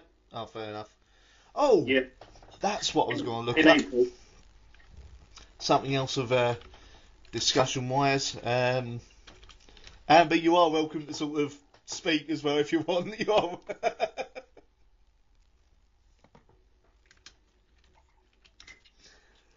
Where's it? Line up. That's what I'm looking for. Next year's download. Let's see who's been confirmed. It looks a bit... It's not looking great at the moment for me. Don't know. Anyway. Headlining Avenged Sevenfold, Guns N' Roses, which would be worth seeing because it's the original lineup, and Ozzy Osbourne. Yeah. So just announced Bullet for My Valentine, we'll see how the new album is. Marilyn Manson, wouldn't mind seeing live because the best time I've seen him was at Download. Partway Drive, not so too bothered. Rise Against are playing, Amber. Oh, Yeah, they're playing Download next year. Baby Metal, Alexis on Fire. Oh, good God, Black Veil Brides are playing. Don't stop at them again. RT Alexandria. One I just spotted. Body Count featuring Ice-T. Yeah, because Ice-T is the vocalist of Body Count. I don't know why they've put featuring Ice-T. He is the vocalist of Body Count, so... That's really weird. Yeah, Meshuggah. Oh, in this moment. Jesus Christ, the Hives are still going? Never listened to him, in all honesty. They're I never listened. very much sort of early 2000s band. I didn't think they were still going. Christ. I know there's another thing. Because I know this is looking a lot better. This is looking a lot better, although I might try and do both if I'm working by then. Have you looked at Bloodstock? Yeah, Bloodstock's looking good. Again. Because this might get Natalie excited, because we've got Judas Priest on the Friday, Gojira on the Saturday headlining, and on Sunday, Nightwish. oh, Yeah. Emperor as well on the Friday, which made me kind of spurt a little bit. are you dripping? Honestly, I've seen Emperor live. I saw Emperor on their, in the biggest quotation marks in the world that you can think of, last tour in 2006. So, Friday we've got Judas Priest, Emperor, Camelot, who I've seen live and are awesome, Suicidal Tendencies, Bloodbath, Wednesday 13, and whoever the hell Memoriam are. Never heard of them. Saturday's Gojira, Combi Christ, who have gone a bit wank, to be honest with you. Septic Flesh, who are alright. Alden Ogan, never heard of them. Anyone? Really fucking good. Yeah? Really good power metal band again. Oh, are they? Oh, fair enough. It doesn't surprise me with Bloodstock. Sunday's Nightwish headlining, Devil Driver, Mr. Big and Fozzy. Now, Devil Driver at a festival, that's dangerous. That is. That's beautiful. The Sophie Lancaster stage, Doros headlining on the Friday. Be tempted. Oh, really? Yeah. Yeah. Tempted by that. And Sunday's Watain. Oh shit. That's all that's been announced so far, but Bloodstock usually it's getting becoming the best festival in the UK for people who are into their less mainstream metal. So the fact that they've got Camelot and Emperor is what's really driving me towards Bloodstock next year. Because I've seen Emperor, they're awesome, and I've seen Camelot, and they're awesome. Camelot's one of the few sort of power metal bands I really, really, really do like. And I have to thank Andy, or DJ Anarchy as he's known from the Panic Night here in Southend, for introducing me to them along with Ash. So, cheers guys. Although I did take Ash to meet members of Camelot on his birthday a couple of years ago. So, yeah, that's what's been announced so far. They announced stuff even like the week before with Bloodstock, so... Yeah, they announce things the day before it starts. If Camelot are playing, that's suggesting to me new album as well. Yeah. Should be good. Will it be as good as the last album? That's gonna be hard to top. Gonna be very hard to top. Oh dear. Yeah, that's really good. Oh dear. Right. Trying to think.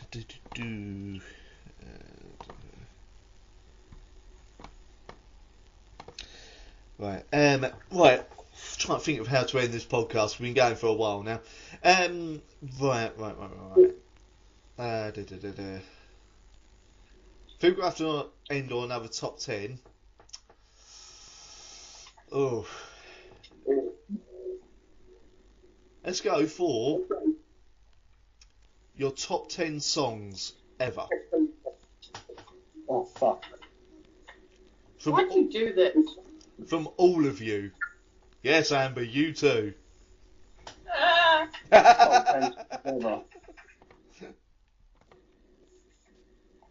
Oh, God. Who wants to start? Amber can start. I can't even think of 10 songs. The first 10 you think of are your top 10 favourites. Oh, give me a minute. You want to start that? Okay, I'll give it a go while Amber does a think. With the beard. Stroke that wizard beard, love. Stroke it. Right. Oh, God. I don't like it. Okay. I thought you said you had 10 ready. I'm getting overwhelmed. I'm thinking of more than 10. Okay. Okay.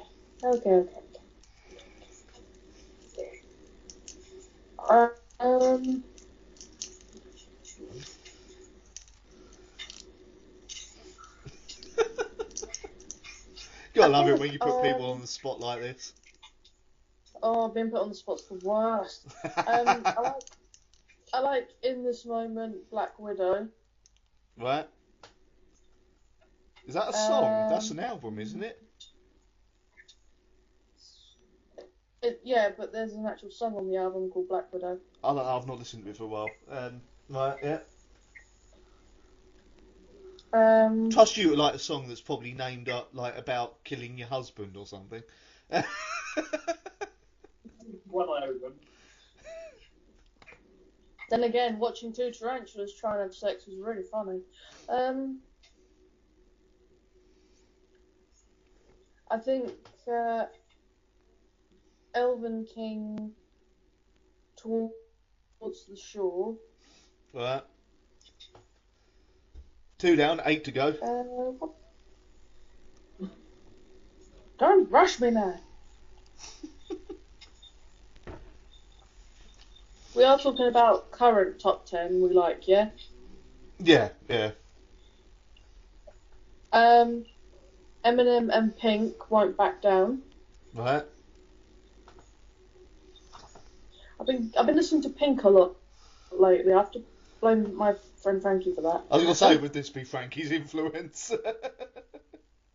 Yeah, I mean, I used to like Pink, then I sort of got distracted by everything else, and since being like best friends with Frankie, I was just like, oh, there's Pink everywhere.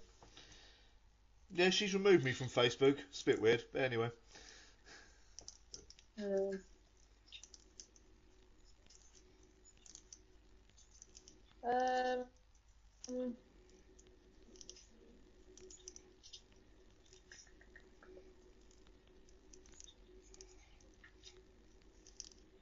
Trying to pick one Helvetii song, and it's impossible. I've heard a single porn song here, which shocked me. Well, I've been distracted with other things. You have been very light on the corn today, actually. Yeah, I think it's because I've been trying to like broad out and listen to other things.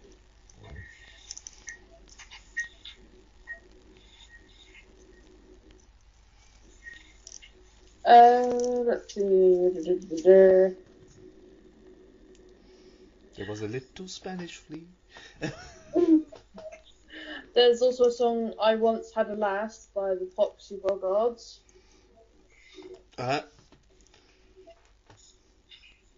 They're a folk band that sing about drinking and women. Like every folk band ever. They're a folk band. Yeah, literally it's like, I once knew a lass with a great round ass.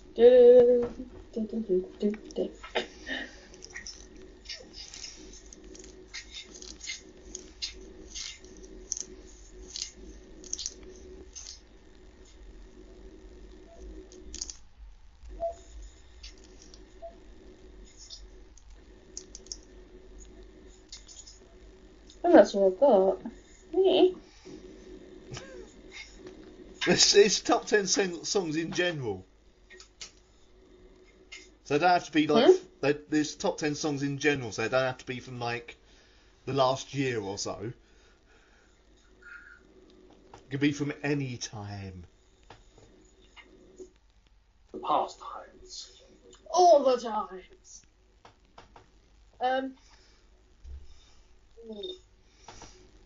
Can't really narrow down a song, so I might just have to say Lacuna Coil Delirium, the whole freaking album. Right.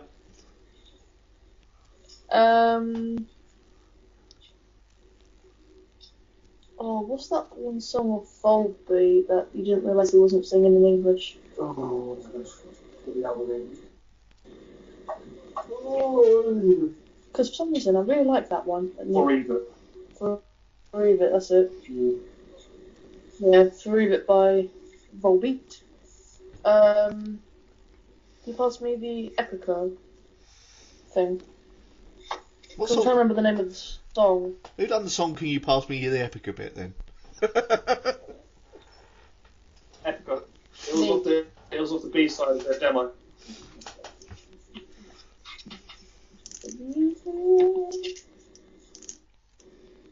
It's a good song. You're a good song. Emma, have you got 10 songs yet? I'm working it out.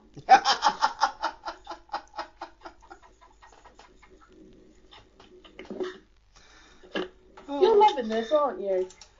I loved her reaction there. That was amazing. That was just...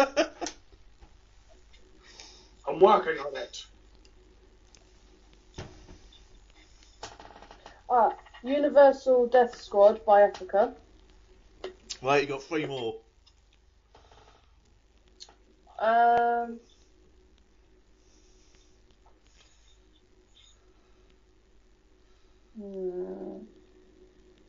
Again, they don't have to be rock or metal. If there's songs you enjoy, there's songs you enjoy. As long as it's not the road sandstorm. Actually, it's I do like Sia. Sia's really good. I've never listened to her, although she done a video with like Shia LaBeouf, and that put me off severely. So no, I really like Sia. She's got a very unique voice, and it's really, really good. and a really, really crap barber. But anyway. There's a lot of the songs I like, but I think my main one is either The Greatest or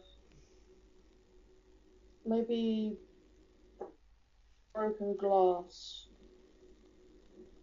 Right, you got one more song.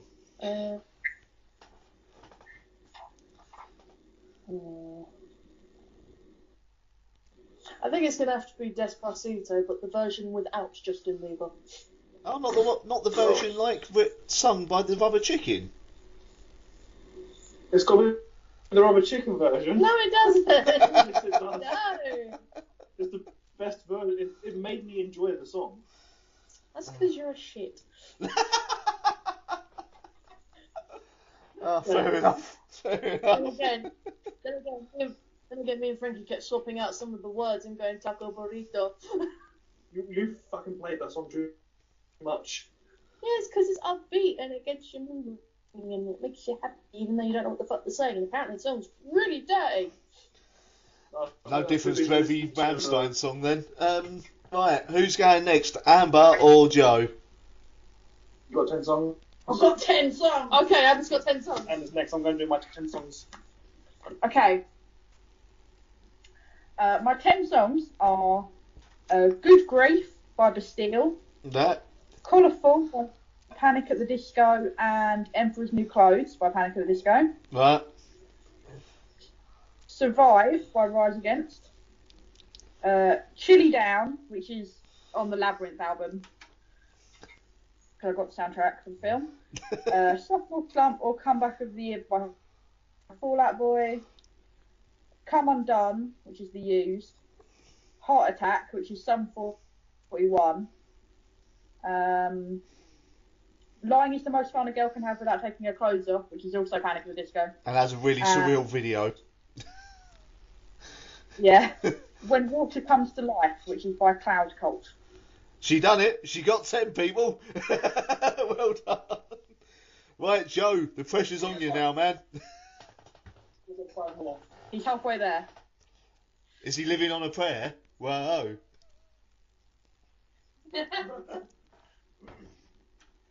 Oh dear. Dear. Just Amber, it's alright, you can calm down.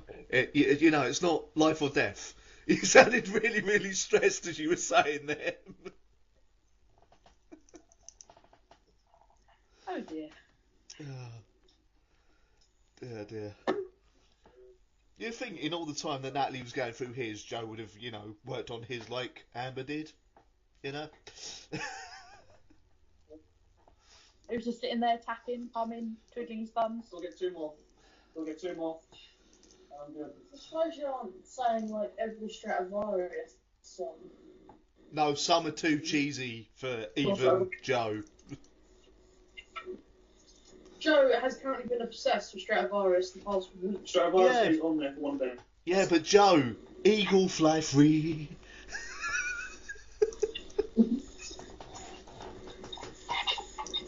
Actually, no, you should actually mention the Screaming Cowboys in the Sky. I only like the one part. I don't like the actual song. I like that one bit. No, you love the whole fucking song. If he puts Pony Force on this list, I will come to his house and slap him. Come to my house, because it's also his house.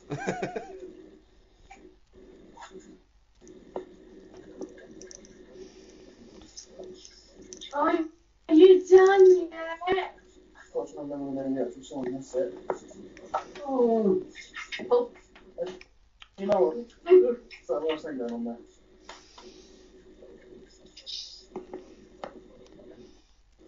Tito's.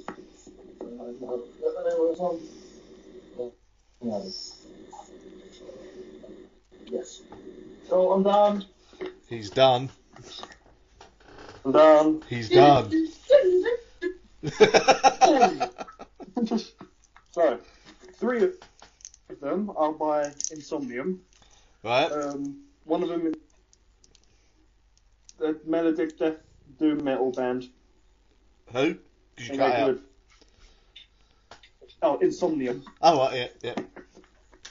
You got Into the Woods, Ephemeral, and Winter's Gate, which I'm still wondering if it counts because the song is 45 minutes long. Why don't you tell us the songs along with the bands and then go through them?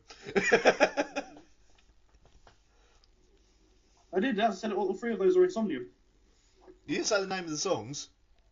Yeah, I did. Oh, it didn't come through. It cut out. All I heard was all by Insomnium. So. Yeah. The 3 by Insomnium is Yep. Into the Woods, Right. Ephemeral, and Winter's Gate. Right. Okay. Which, Yeah. as I said, I'm still wondering if Winter's Gate counts because it's 45 minutes long. Well, it's still classed as one song, is it not? Yes. Well, there we go then. Okay, cool.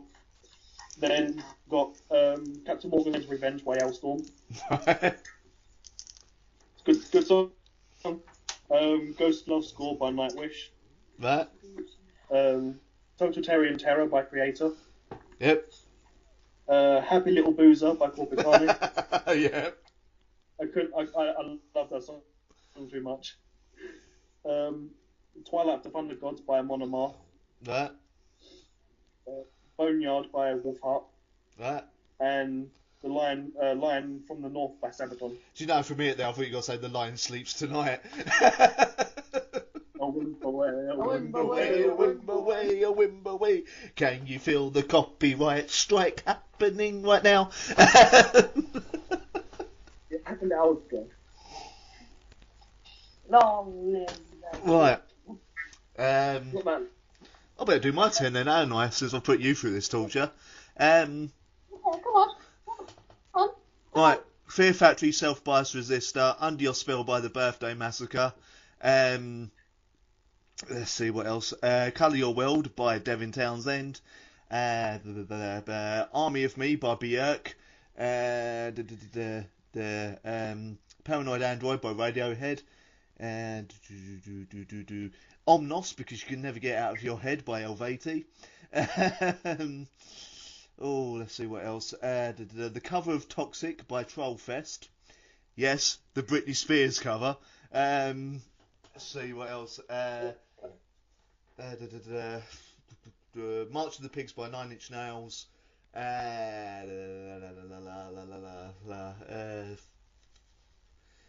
Stardust by Delane. And Charlotte by Kitty.